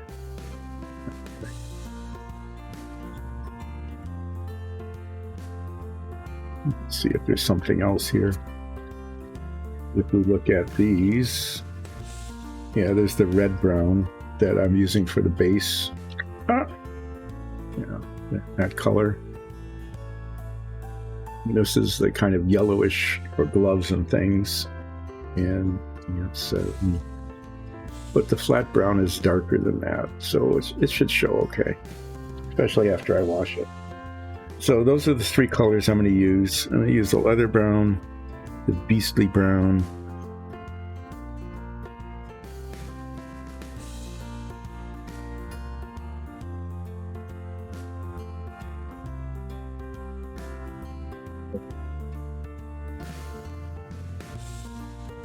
be putting an umber and a smoky ink wash on those later to highlight them. Anyway, it's coming along.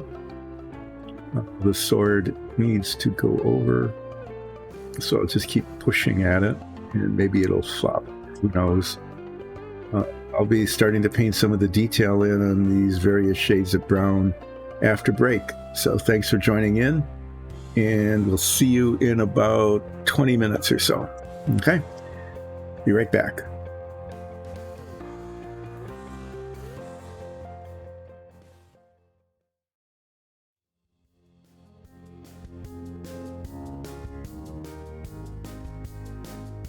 We're back.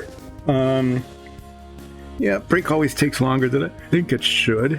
I'd say 20 minutes, and it's 25 because, anyway, I decided to eat something, which is, anyway, see you, old Brogger. Thanks for joining in again. If you have a chance, watch old Brogger's streams. He is actually quite talented and does some really cool stuff. And I am moderately talented and plug away until it's done. Anyway, I'm going to put my head magnifier on again because I am discovering it really does make a difference for me, even though it looks kind of weird. But you're not really missing anything by not, seeing my face. It does make it easier to see where I'm painting. So I'm taking leather brown now.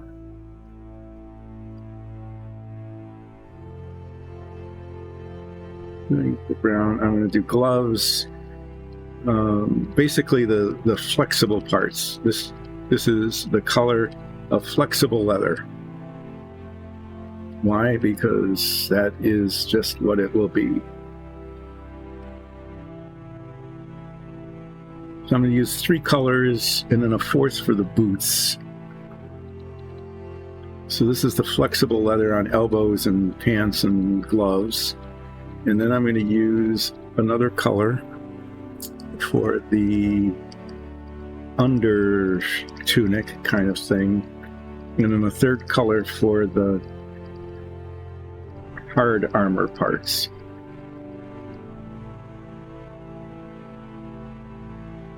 And I'm not going to try to be real fancy with all of this. I just wanted to get on there and look okay. I'm going for, that looks okay. That's the kind of thing I'm aiming for here. And it's staying on camera. That's always pretty good. So there's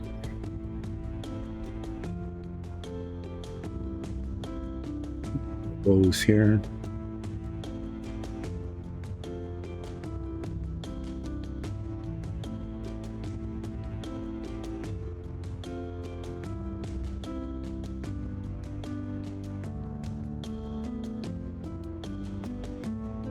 As I've noted, every time I use the leather brown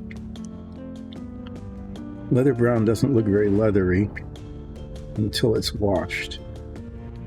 And then it looks very leathery. I don't think that was the intent of the paint manufacturer, but that's the effect.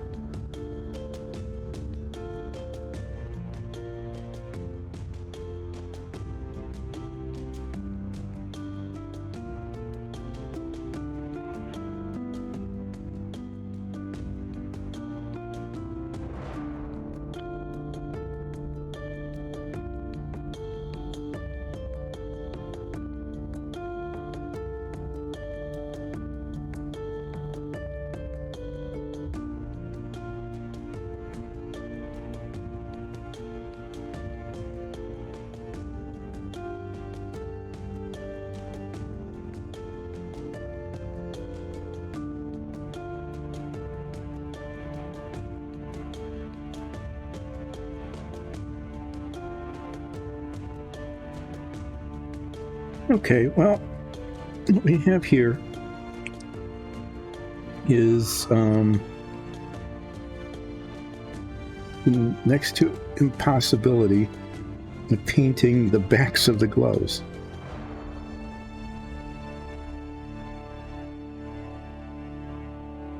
To hold this far enough away that I can get the brush in, which takes it out of the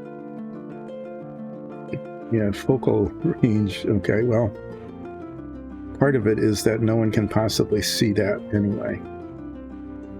I mean, if I can't see it and get the brush to it, it's not going to show up on camera. So, I mean, it's just not to worry, right?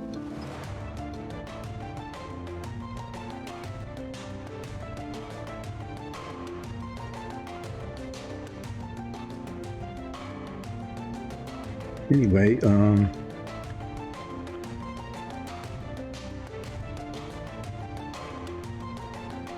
actually I could be using a larger brush for this, and I should. It'll go on more quickly and won't show brush marks quite as much.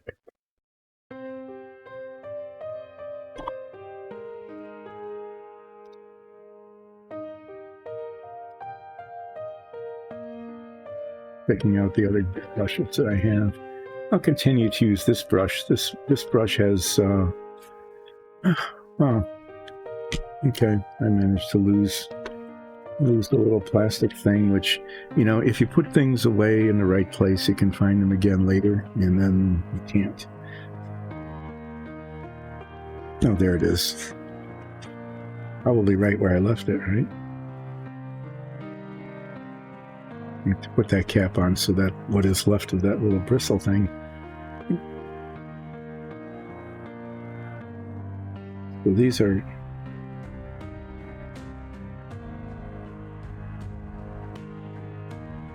the flexible part of the armor.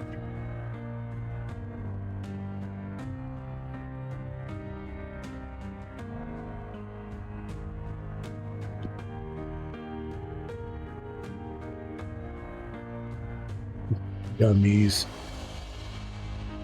there, that helps.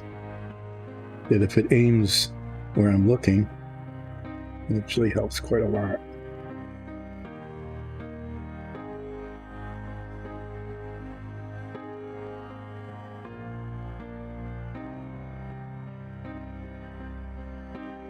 This is actually kind of a yucky looking color until it's washed.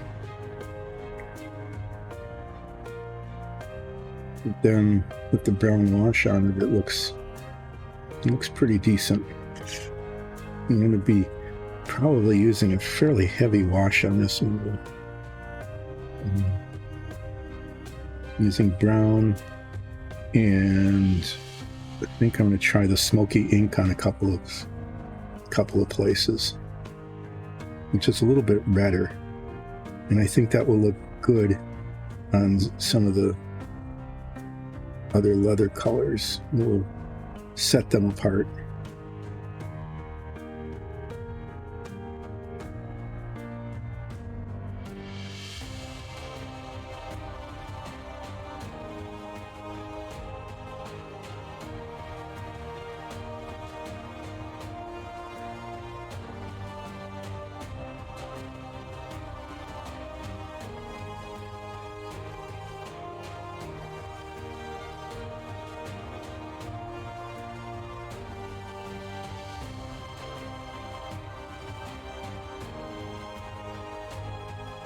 Okay, so you can see where this is going.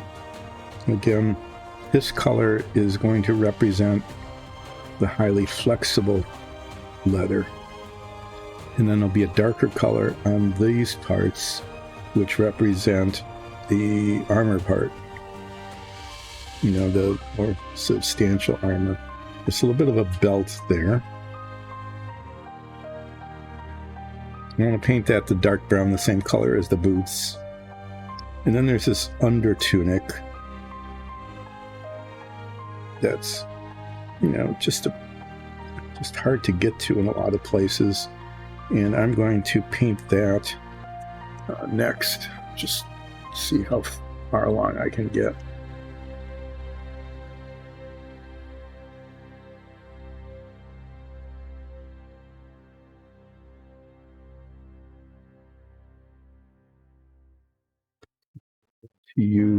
I've used this color with some success in many other places. This cork brown is kind of a nice brown color. And it's going to be the color of the under tunic, and it goes around like a little cowl around the neck as well. And then all the rest of this, even though it looks like it's sort of layered as well, is going to be the beastie brown, sort of a just darker brown color. And that will be enough different colors.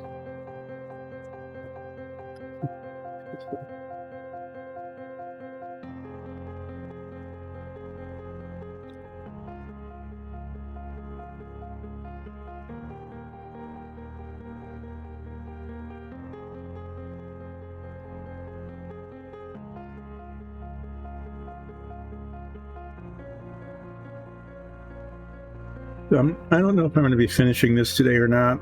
I tend to move pretty slowly compared to other painters. It's just, just slower. What can I say? So I'll get as much done as I can. And if the paint is sufficiently dry, like the brown leather I put on, that'll be dry by the time we get to like 1:30ish, and so I'll do the wash on that. I don't know if I'll be able to do the wash on this brown and the other brown or not. We'll see how things are going. I need to be clumsy, so I'm using the little brush because this color touches so many other colors. And this little brush, even though it doesn't cover terribly well, helps me put the paint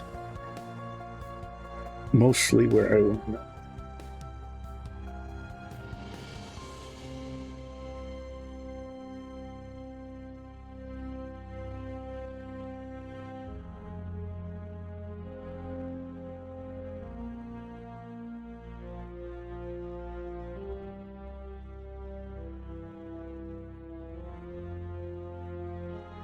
And I'm very much appreciating the head magnifiers today.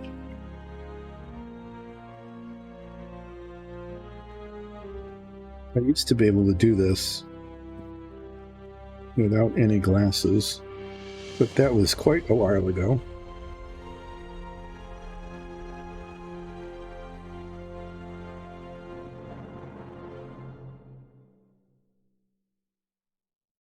Mm-hmm.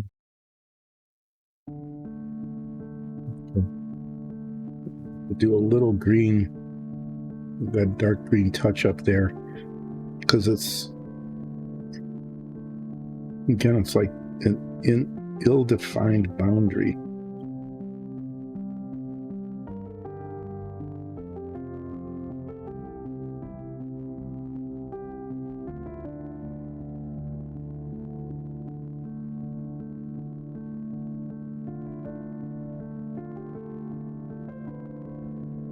Yeah, it just got a little bit over the edge there. Like one of those get out the green and all you need is a drop kind of situations. This is one of those I can't get the brush in there situations.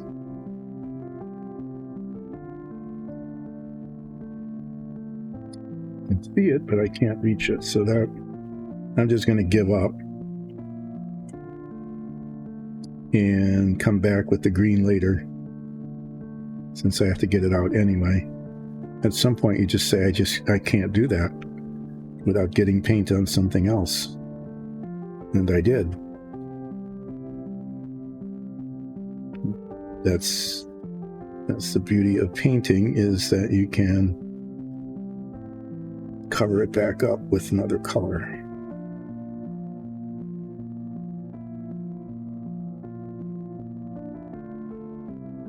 So I just got a ragged edge there that I'll need to fix later.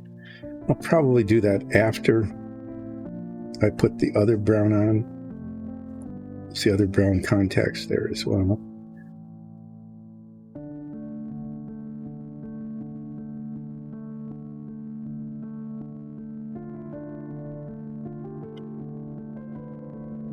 There's always these bits require touch up, either because the paint goes a little too far, or in some cases like this, the boundary between one part of the armor and the other is indistinct, and as a result, just kind of guess.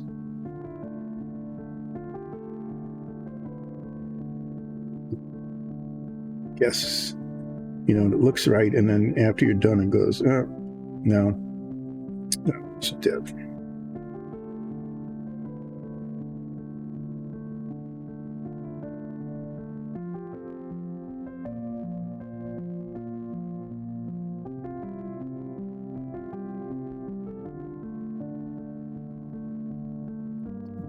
The challenging part for me with these models isn't so much whether the spot to be painted is really tiny or not, and so whether or not you can get to it.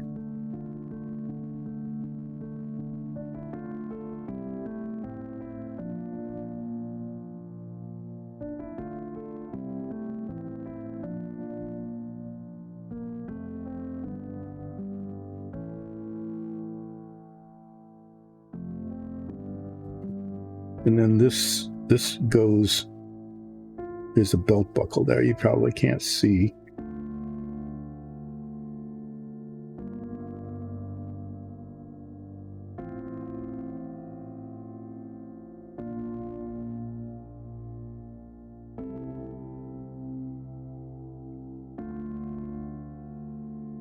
And this color looks kind of weird, but I think with the smoky ink on it, I think it'll actually look really quite good.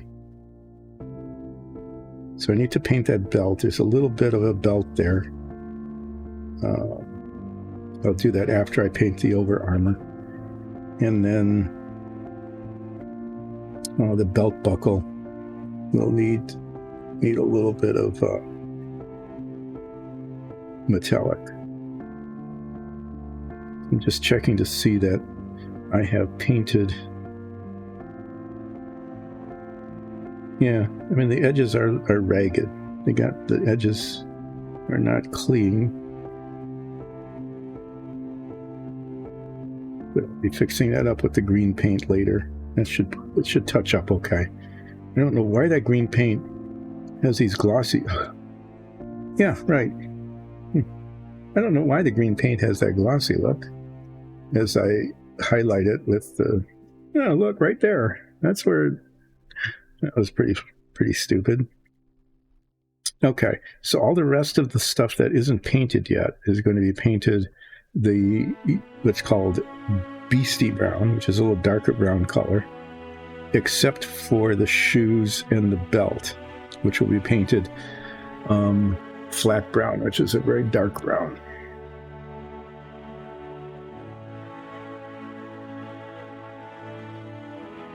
And I'm going to paint the belt after I paint the cloak.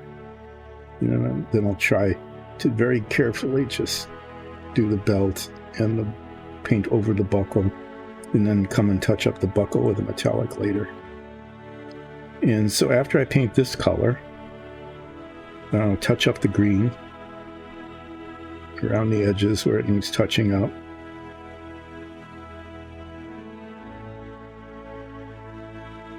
Yeah, this is moving along. Let's see if we can get this mixed up. I don't know if you can see it, but these are not two different colors. These are unmixed colors. So this is going to be stirring a good long time here.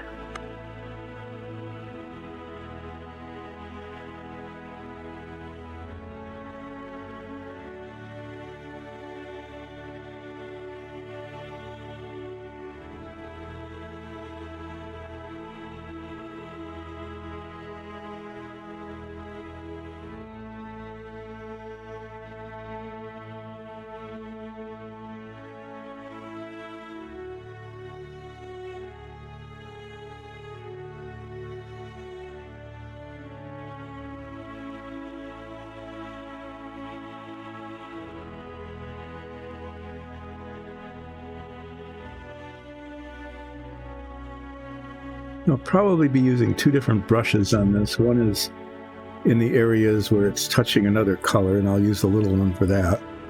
And then I'll use a slightly larger brush to fill in some of the other spots, some of the other larger areas, just so it goes more quickly. Yeah, this is taking a while to mix, but it's coming along.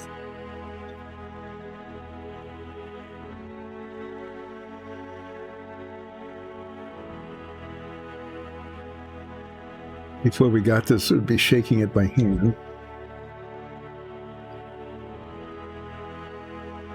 And that would have taken a good long time. Well, yeah, you can see now that what had been two colors of brown is now one color of brown.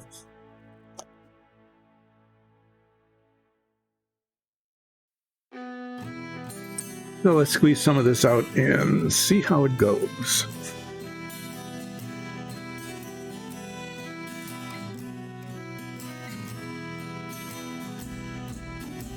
It's just stirred well.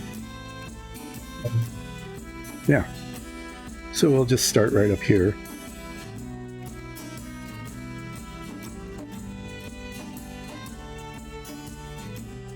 And I will be making an effort to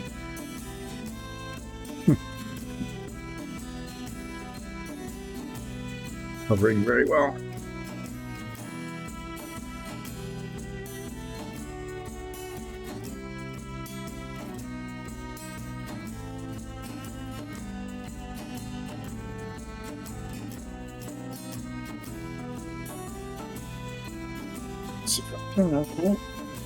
Hope we didn't.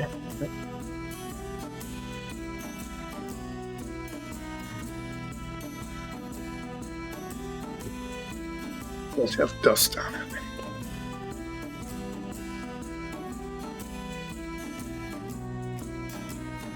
The paint is not as opaque as I would think it. It seems to be a little better.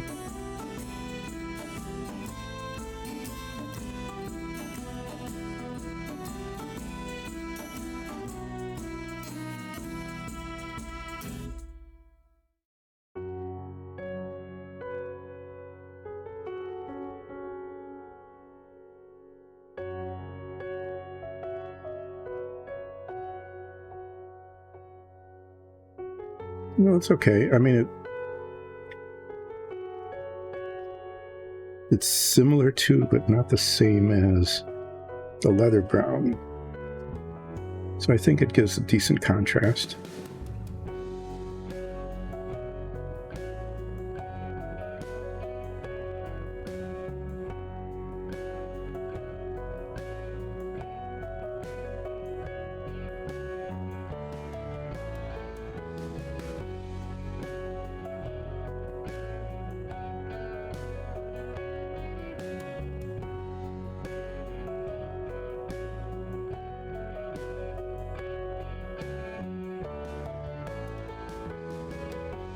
Keep thinking that I should paint the parts that I can't reach before the easy parts on the surface, but it doesn't really much matter, because if they're going to be difficult to paint, whether they're difficult first or difficult last doesn't change the situation.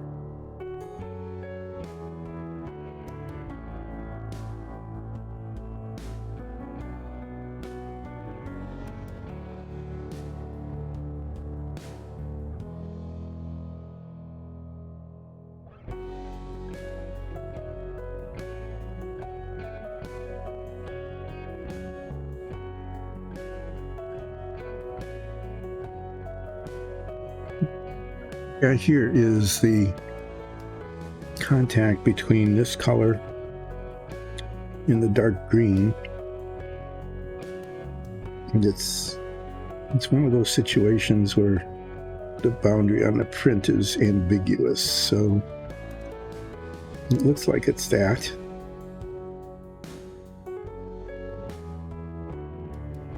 I think that'll work.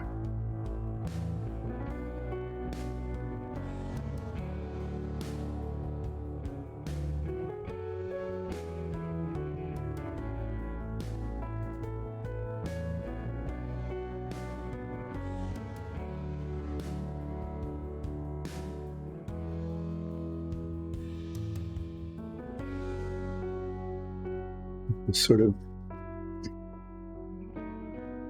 twisting things around here.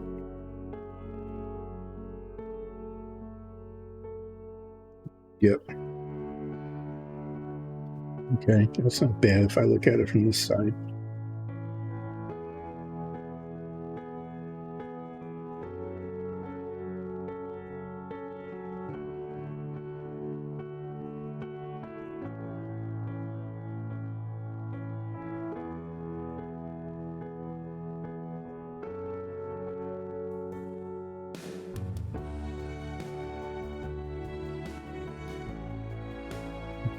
Silent as I tried to get the brush to put paint in these spots here. I think I went. Yeah, I guess that's okay. Thought it went too far over, but it didn't. Well, let's do the other side now.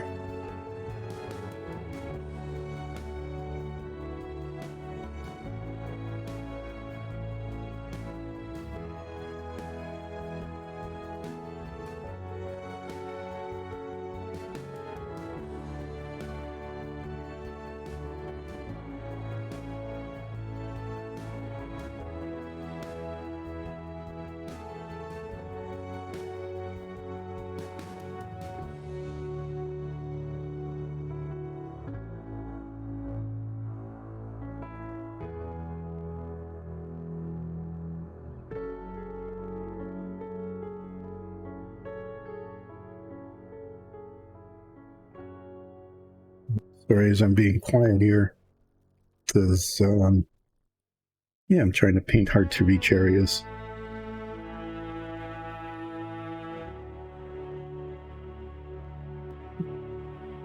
So this I need to do and do fairly carefully because it's the edge of the armor and it shows.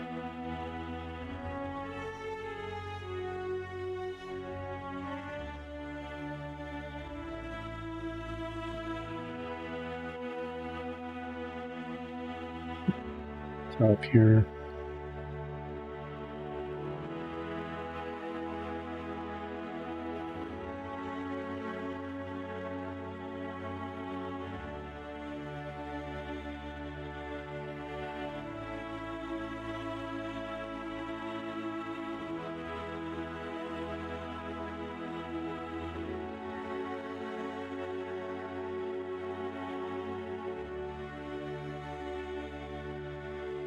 Get a little bit on the green, but again, I have to touch up the green anyway.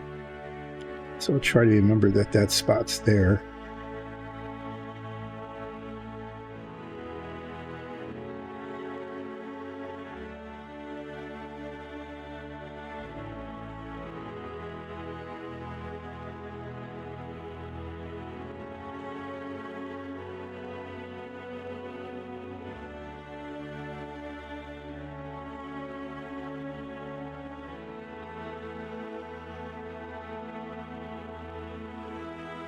This is on camera because this is where I need to hold it.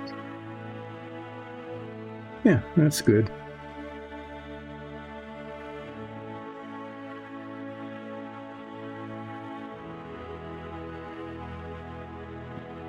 Complete so this the paint is kind of pooling at the base of the bristles.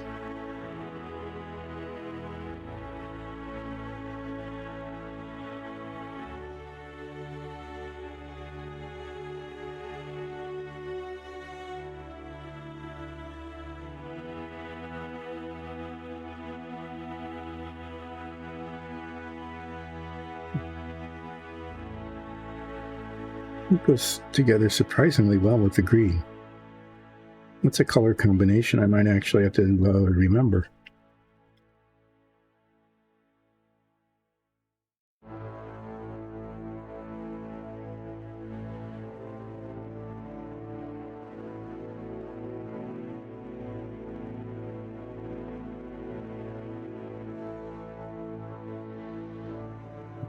Belt there. Don't need to worry about that much, but I do need to be concerned about this.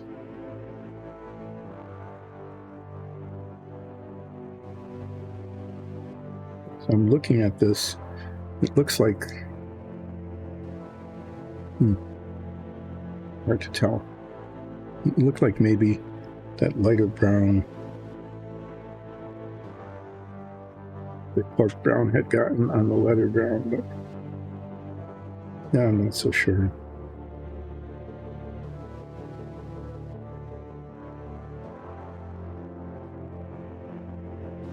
Okay. I said I would use a larger brush, but I don't know if I'm going to bother. I think I can spread enough paint on this to make it work. Kind of tiny little bristles, and it takes a while, but it eventually gets done.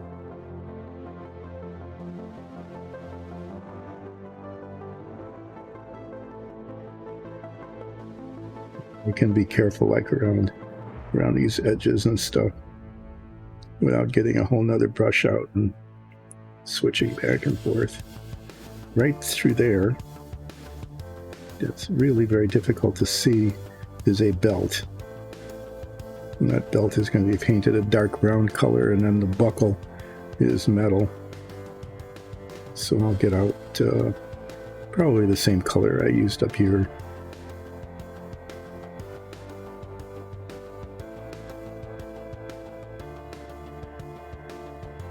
Looking to make sure that what needs to be this color of brown is this color of brown.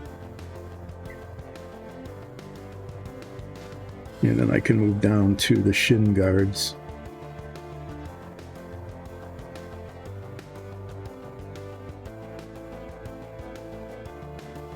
And look at that, there's a whole piece. So that's why it's important to keep doing this. There's a whole section up here on the inside of the arm that didn't get painted at all.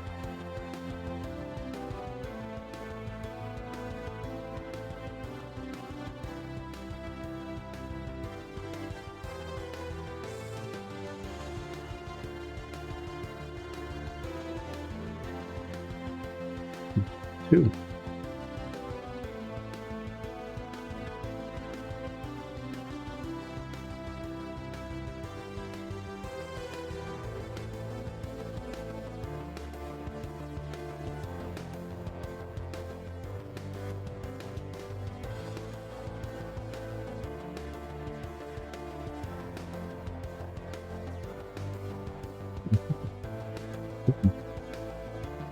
And I think I was painting this and then moved on to another section and didn't come back to finish it.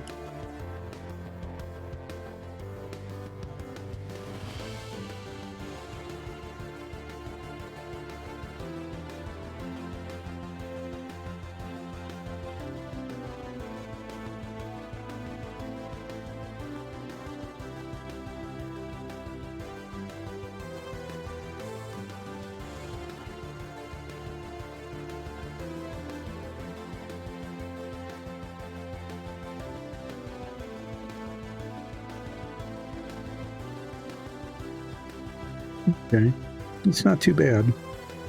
I need to get the belt, and then I need to do some touching up with the green.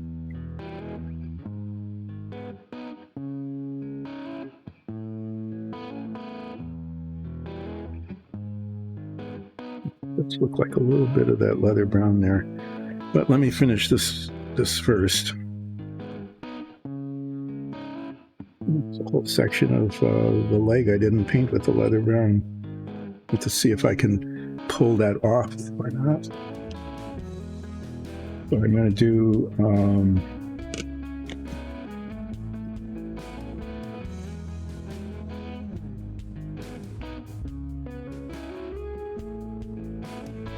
do the green touch up first. And then I'm going to do the leather brown touch up. I don't know if you can see it. But right there in the back at the top of the boot is a section that just never got painted.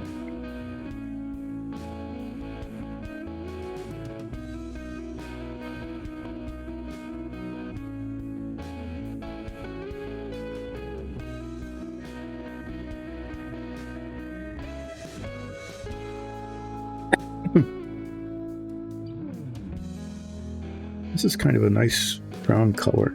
I haven't used it before for anything really, other than the color chart. But it, like I said, it goes really well with this green. I have to think about that as a color combination in the future.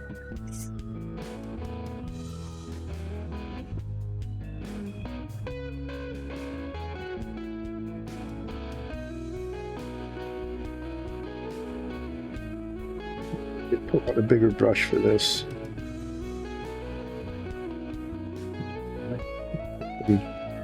Yeah, just big flat areas on the boots here.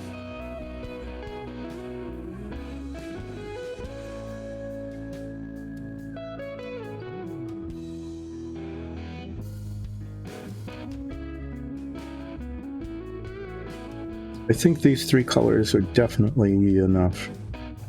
You know, I still have the boots and the belt, but that's there's not much of it. Okay, so just a real quick look around. Yeah, I need to do green touch up, and then I come back and do the leather brown, just a little bit up there, and then that spot back there that I didn't paint to begin with.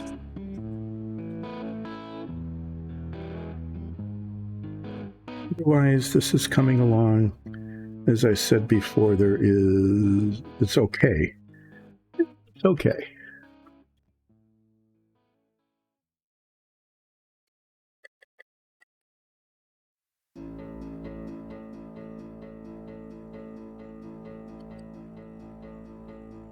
After I get the boots and the belt done, while that's drying, I'm going to do, since it doesn't really touch anywhere, do the umber wash on the leather brown, because I'm going to use a different color wash on the other browns. With this, I'm just touching up a whole lot of spots that don't look. It's just rough. Okay.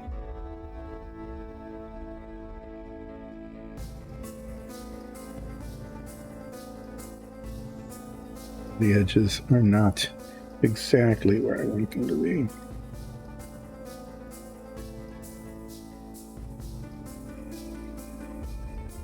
It's a little bit weird because these are actually, they should have been easy to paint.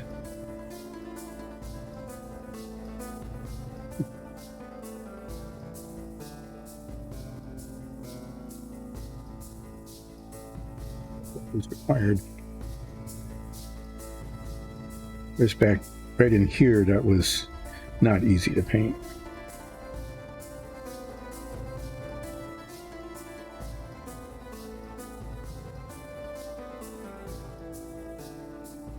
Okay, and just with those little touches, suddenly that looks a whole lot better.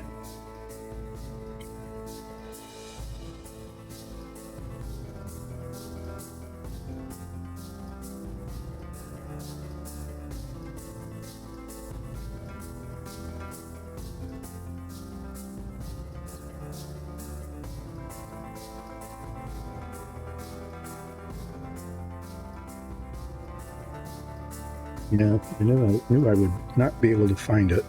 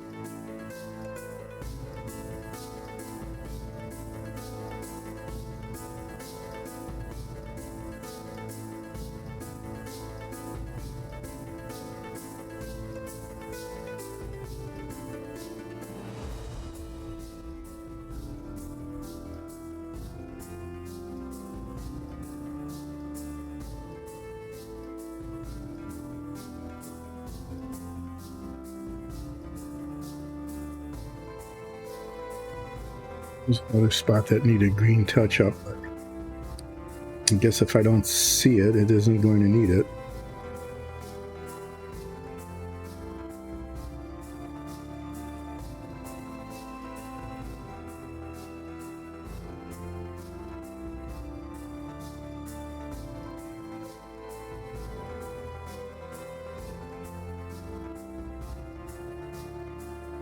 Okay. Now I just need the leather brown again for that one spot that needed touching up and the spot that never got painted. And then I'll be able to get out the dark brown and paint the boots and the belt. And then I'll do the brown wash, the umber wash on the leather brown.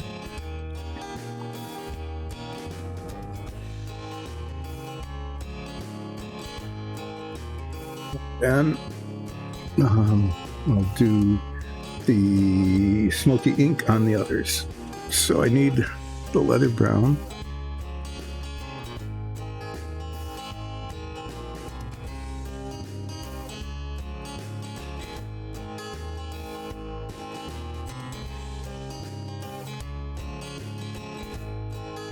So the back of the shin here.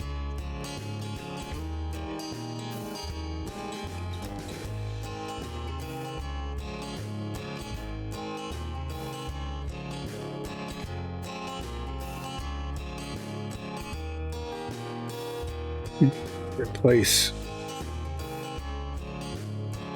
another spot.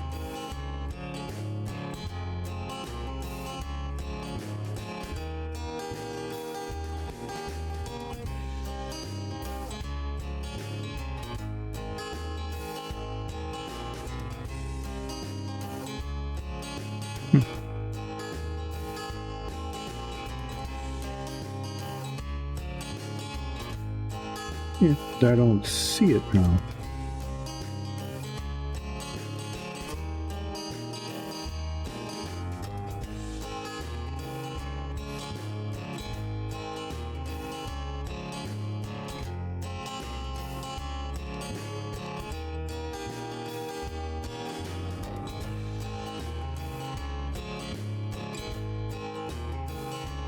I don't know where it was.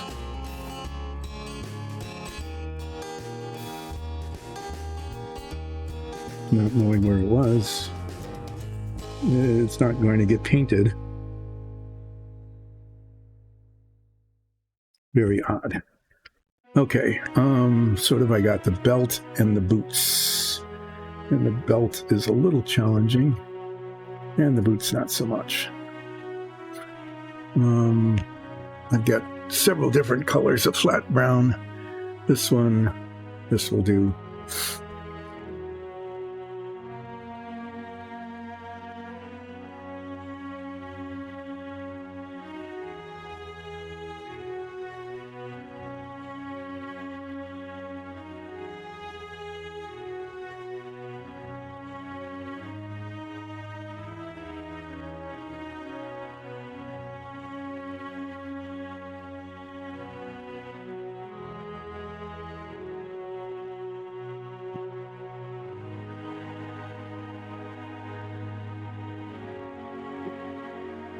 Pretty my typical, as we get into the last hour of the stream, everything gets stiff.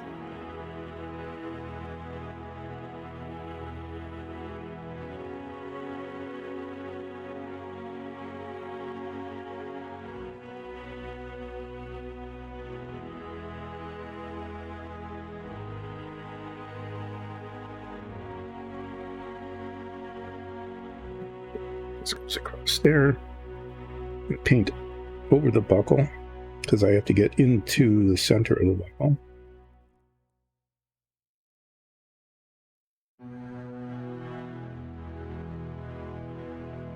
And I'll come along with a little tiny touches, pinpoints of some sort of silvery paint to do the belt buckle. But there is the virtually imperceptible belt now. It's always important to paint the details that you really can't see, right?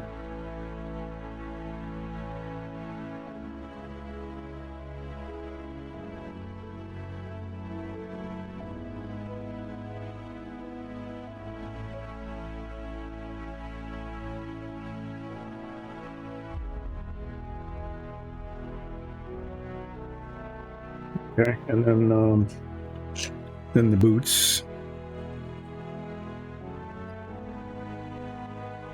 Using this brush, I guess.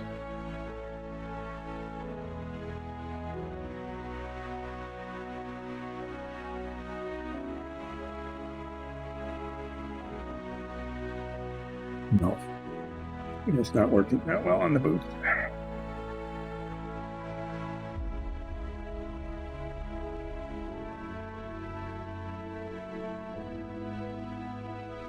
This brush is okay. So I don't have to worry about the bottoms because that'll get painted the base color. And now we know that that base color is red-brown. There's a spot of leather brown that didn't get painted. I have to very quickly touch that. I don't know, it's weird. It's just a spot that doesn't have paint on it. Right in front.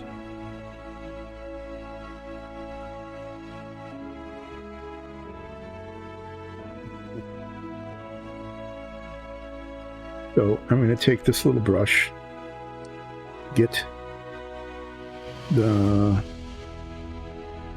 this brown. It's on the shin guard here.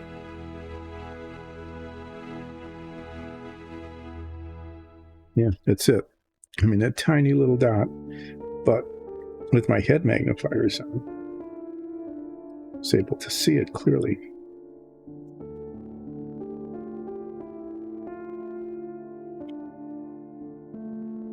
Let's do the other boot.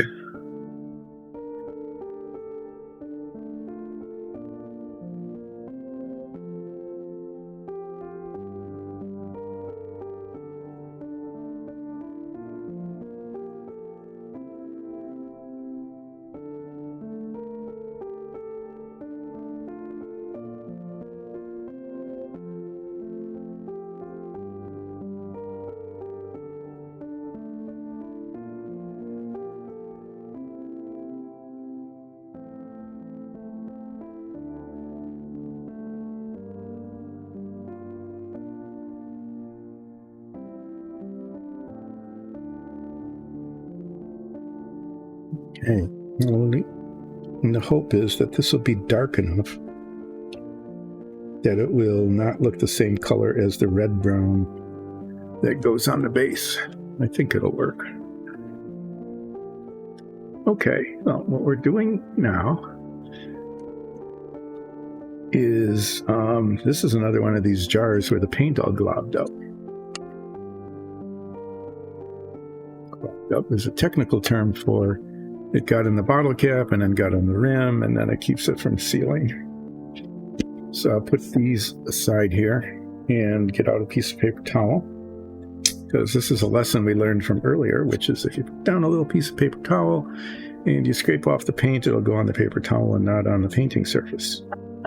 But as you can see, there is a lot of paint coming off. This is very built up.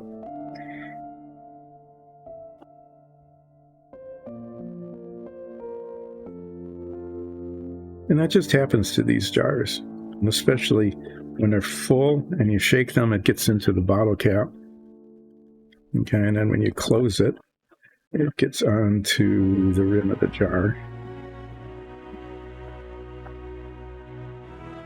Like this. And it keeps it from sealing, and it also gets into the grooves on the bottle, not just the upper rim.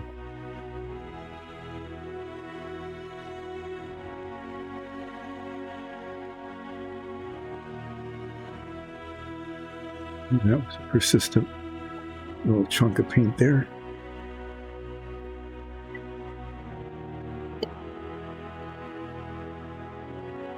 Okay, there's a bunch of paint that is now no longer in the bottle cap. And it's always nice when you screw the bottle cap back on after doing that, it goes on nicely. And I'm going to just set this over here so that I can knock it over later when I get up and knock it onto the floor.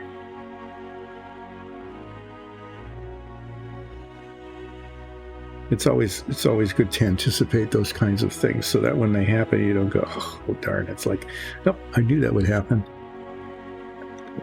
So I'm going to do the umber wash on the leather brown, which is this kind of yellowish brown that you see on the leggings and the elbows and the gloves. And then I'm going to paint the buckle, the belt buckle, while I'm waiting for this last brown to dry.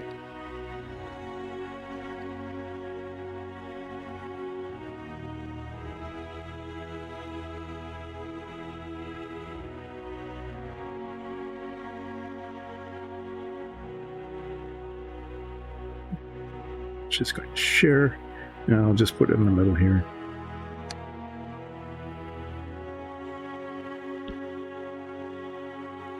Use a slightly larger brush to just be able to hold the brush.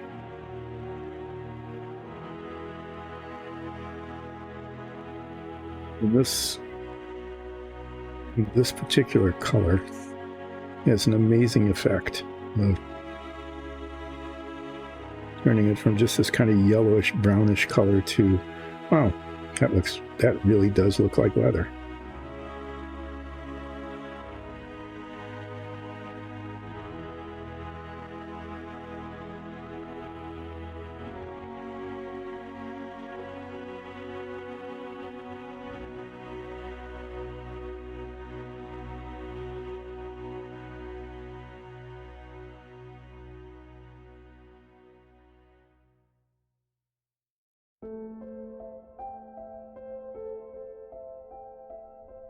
What I'm going to use on the rest of this is called Smoky Ink. And I haven't used it on leather colors before, but it's got kind of a reddish tint to it. And these browns that I used have a little more red and a little yellow than this.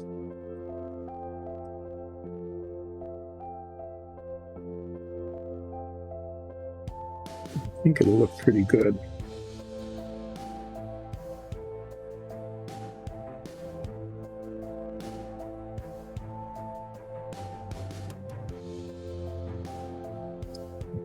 Just forgot I need to wash the cape.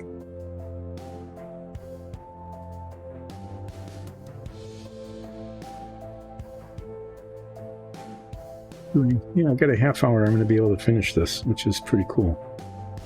I wasn't sure I would be able to, but unless something goes wrong, and you never know. I'll be able to get it done. So I don't have a before and after, but you can. It changed the color just enough so that it really does look very nice and leathery, and it gets into the creases a little bit. Like here on the knees, so that it highlights the texture.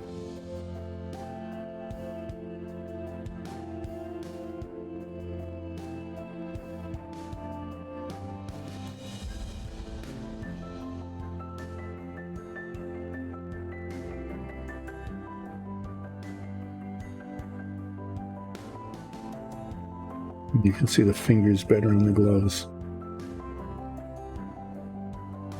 I'm going to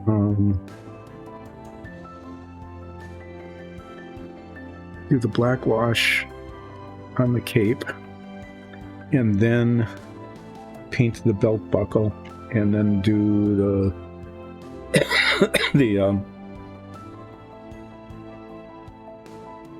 smoky ink wash.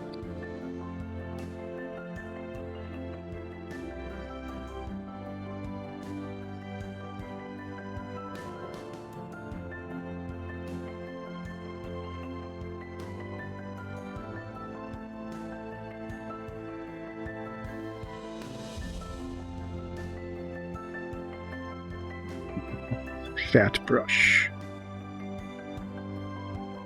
This color gets really dark really quickly. It's black. So I'm just going to take a little bit of it and spread it around. And then come back and try to get it into, the folds of the cloak. And then just like the other one, I will do kind of a light version of the wash on the back of the cloak.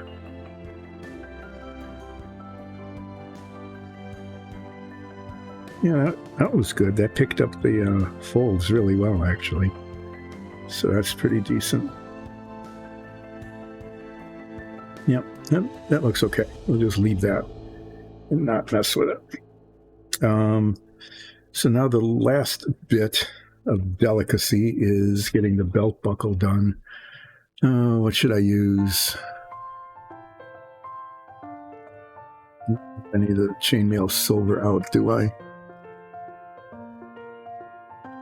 Really don't want to kind of use this color because it runs too much. Just give me a second here.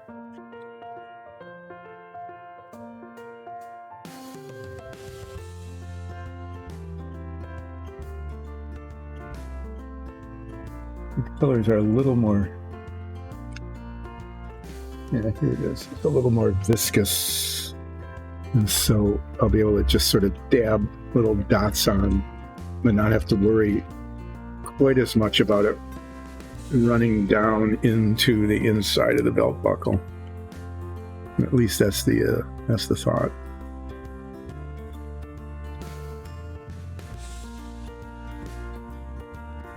We'll put it away where it belongs so I can find it again next time, maybe.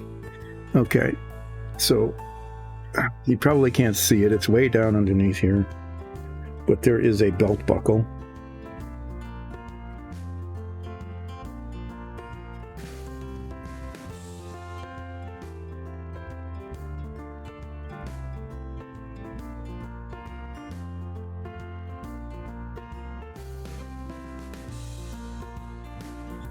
This belt buckle is going to have just a little bit of silvery paint on it.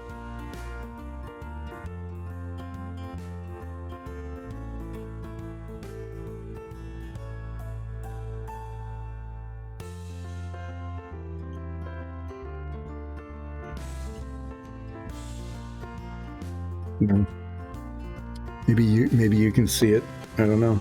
Maybe not. But it's there.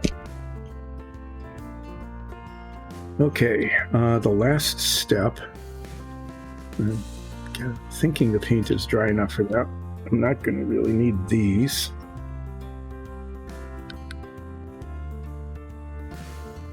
Where's this coming from? Okay. Wow, that's weird. When I was scraping the paint off the bottle cap, it actually, bits of it just went flying and got electrostatically attracted to the lenses on the head magnifier, which I will very carefully set someplace where it's not too likely to fall. And what I'm getting next is called Smoky Ink. And I don't know if I've got it here, but when we do our wooden dungeon tiles, the wood floors and the stucco walls, we paint those in flat earth, which is a really light and very boring but sort of pretty color. And then it doesn't look all that great, but when you put the smoky ink on it, it's got a little red in addition to the brown. It just, boom, it's, wow, that really looks good. It looks like beautifully finished hardwood. And I haven't used it on this kind of thing before, but these colors are a little reddish to begin with. So if I put a light coat of this on, I think it's going to look very nice.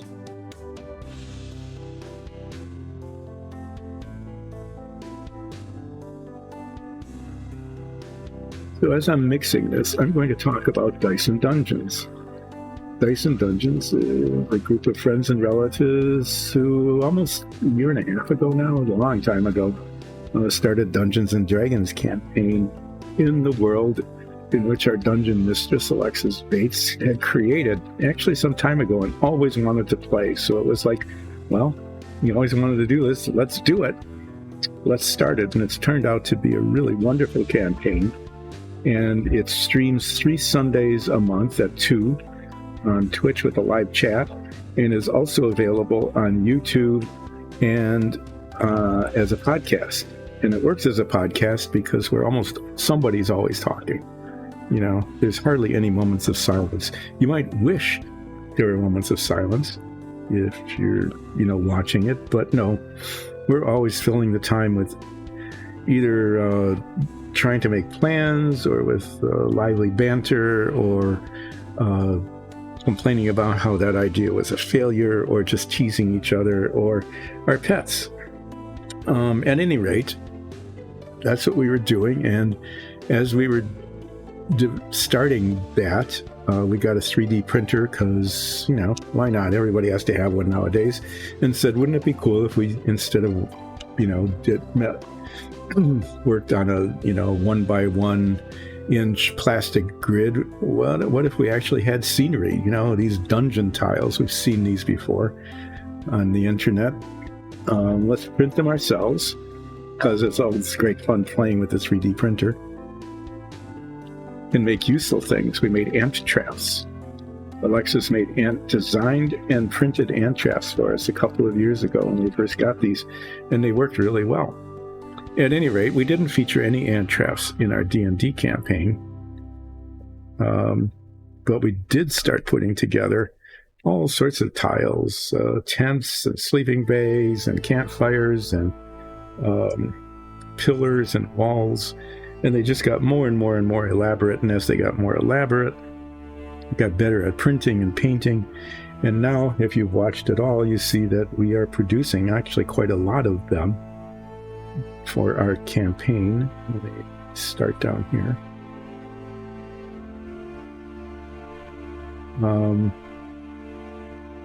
Yeah, and so that's how these dungeon tiles got started. They were actually started for our own use for the stream. And now they're getting to the point where we've worked together and designed some kind of stock dungeons, some really cool ones, like a necromancy lair that pops up every once in a while with a slime pool in it, and sewer tiles. And you got to see those over the last couple of streams as I was working feverishly quickly to put together the tiles needed for something that will be, I'm assuming, featured in our D&D campaign, because there are things going on in the sewers below Jogmara that we, of course, need to investigate, because we always go into the sewers. Whenever there's an opportunity to go into the sewers, Midnight Brunch can't let that opportunity pass. We should, but we don't.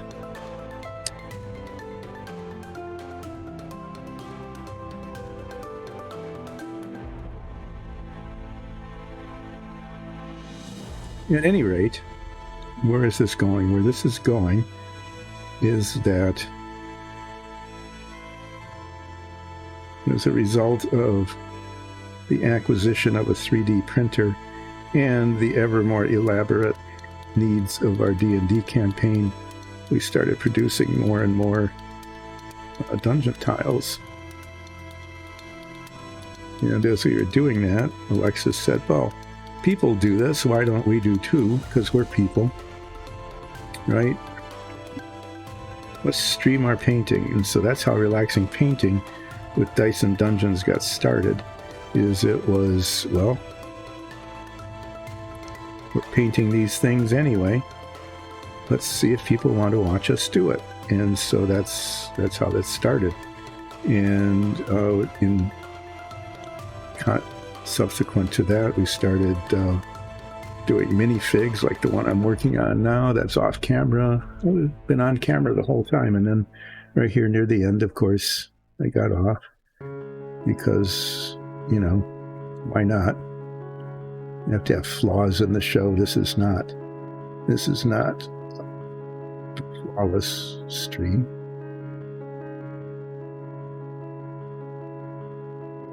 So I have to say that especially on this beastie brown, this color here, this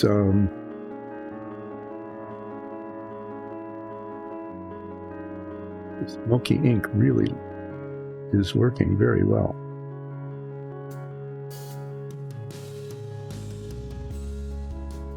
Why is it not working right there?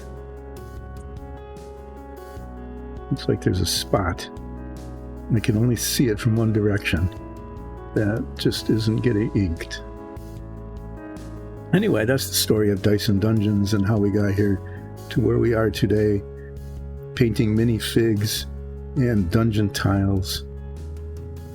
And then more recently, I was given permission to work on a 1960s vintage Renoir cutaway George Washington Polaris launching submarine model, which is something I had built when it first came out in the 60s.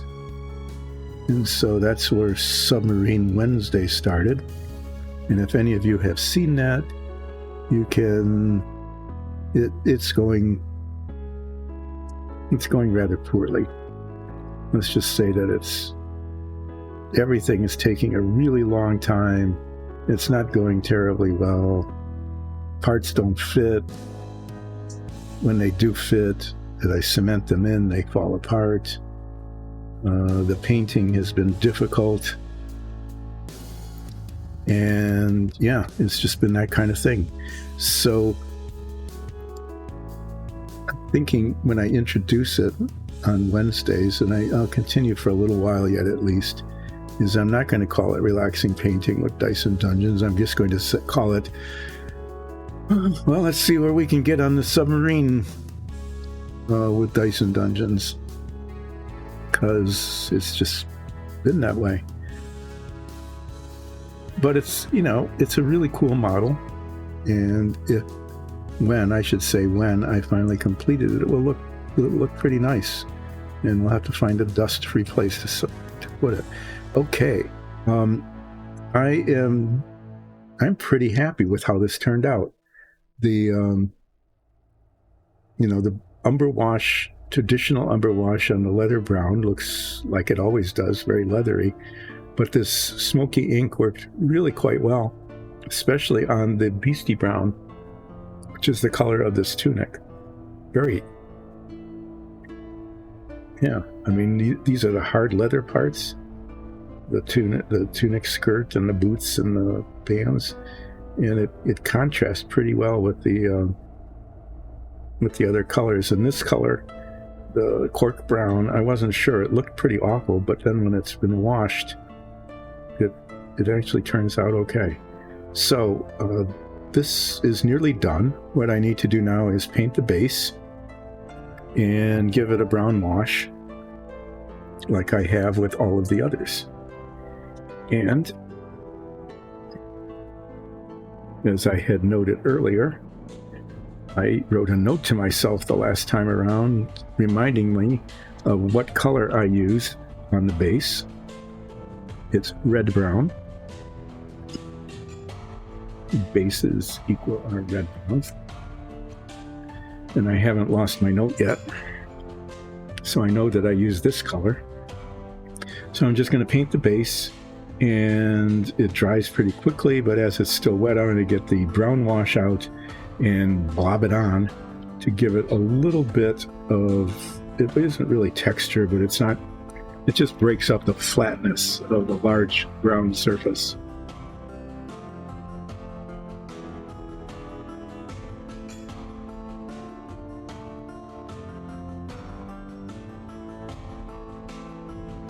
And then when that's done, I'll bring in the one I finished before the break, and we'll put them next to each other. So the rest of this week, I will be doing Submarine Wednesday again on Wednesday. There's a couple of things. The forward torpedo room is nearly completed. It would have been completed, except that the torpedo racks that I had glued in the week before, which were incredibly non-cooperative, and they kept sagging and moving all over the place, actually just broke off. And part of it was because they weren't cemented very well, and part of it was because, well, I was careless, and as I was holding the piece, I just bashed it with my thumb, which turned out to be fine. It turned out actually to be a good thing, because they really were not cemented in very well. And part of it is because they didn't fit. Okay, they didn't fit into the pins didn't fit into the little holes where they were supposed to go. And so I experimented at the end of the last stream with modifying them by making the pins way shorter so that the little vertical things, these little vertical support, they're supposed to be support posts, but they weren't supporting anything because the length of the pin kept them from having contact with the bulkhead. Anyway, I modified one of them just to see if I could get it to work better, because it could scarcely work worse. And it worked. And I cemented that one in, and it sat there. It's sitting there now, waiting. The cement is set by now. Anyway, the short version of the long story, or maybe this is a long version of a short story. I think that's actually what it is. It's taking a whole long time to just say that I sanded it down and glued it back in, and it seemed to work. So I'm going to do that with the other two, probably either later today or maybe tomorrow, but before the stream on Wednesday, so you don't have to watch me do that because you've already seen it. But once those are in, the forward torpedo compartment will actually be done, and it will finally be ready to be inserted into the hull. Okay, well this isn't good. Need to pull it out of here. It got jammed so deep into the goo that I can't get the base there. See, there's a whole rim of it. I'm just going to redo that.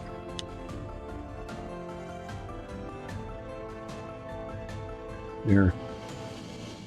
Got it all over my fingers and made a mess, but at least I can finish it.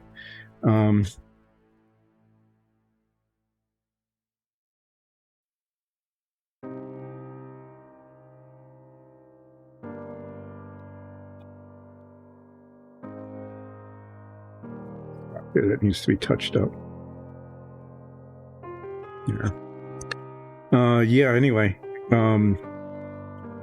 that's going to be the highlight of Wednesday. I am hoping that I will actually be able to do something that I was planning to do, that I will have prepped for and tested the fit and everything. Although I've discovered that testing the fit ahead of the stream doesn't always mean that it will fit when the stream happens. That's happened twice now. So what you'll be seeing on Wednesday are several things, most of which have nothing to do with painting. One is the top of the sail, or the conning tower, had a gap in it because the parts simply did not fit. And I filled that in with some plastic putty, and that should have dried really well by now. It's supposed to be sandable, so we'll find out by sanding it on Wednesday. And if it works, that's great, and if it doesn't, I'll put another coat on and sand it again later. But we'll see. We will all together see how well the plastic putty works on a fairly large area.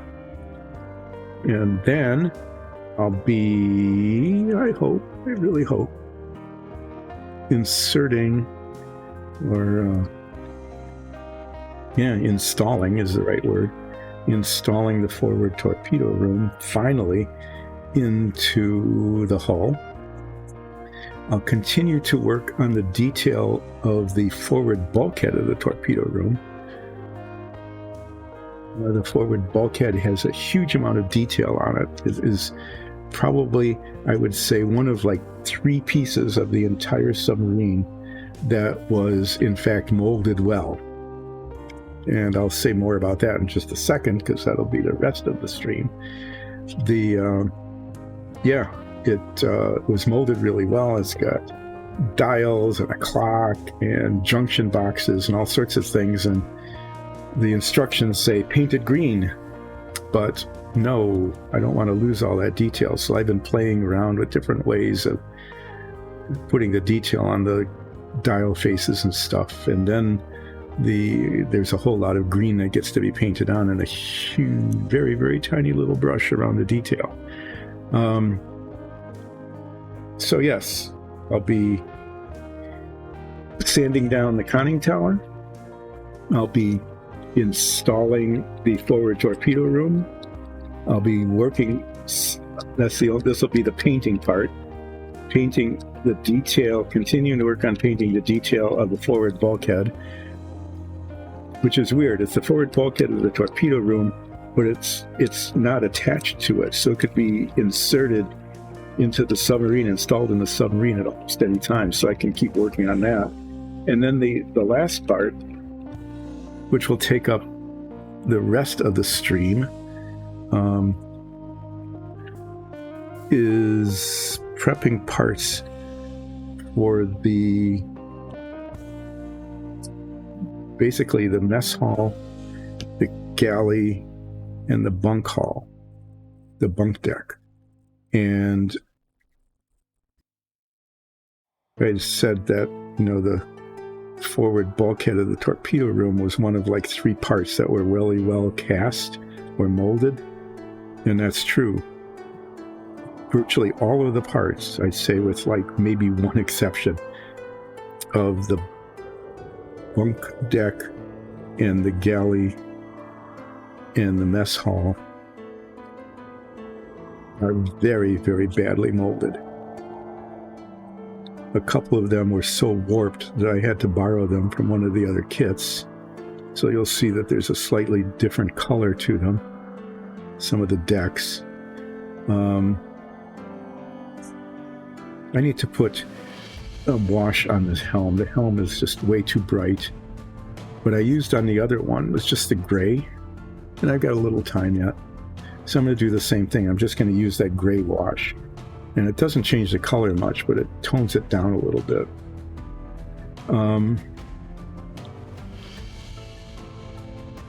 So yeah, I'm just going to be sanding and filing a whole lot of parts. And I think it's okay to do that. So if anybody's like a modeler instead of a painter, not that the two are separate, but I mean making models, what you'll see is that there is what should be like a simple molded plastic model is almost like making the parts yourself. They're that bad. And it's hard to describe it without seeing it. If you can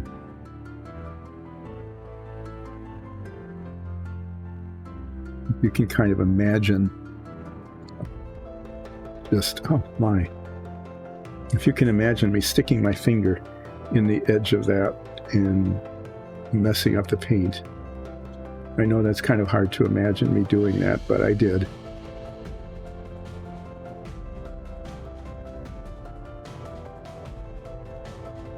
This is kind of a subtle thing, but I think it helps tone it down.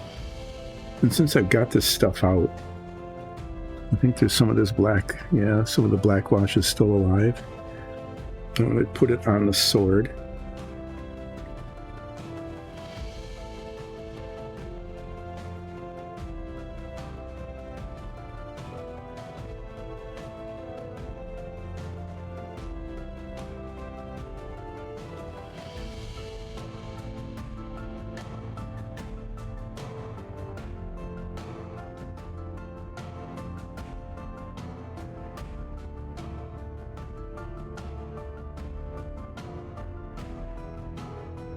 Yeah, so there's these, like, next to invisibly small chairs that fit in the galley. And there's so much flashing on some of them that they look like a blob. That's all you can see is, this is a blob. So there will be the need for a lot of sanding and filing to try to get these parts to fit.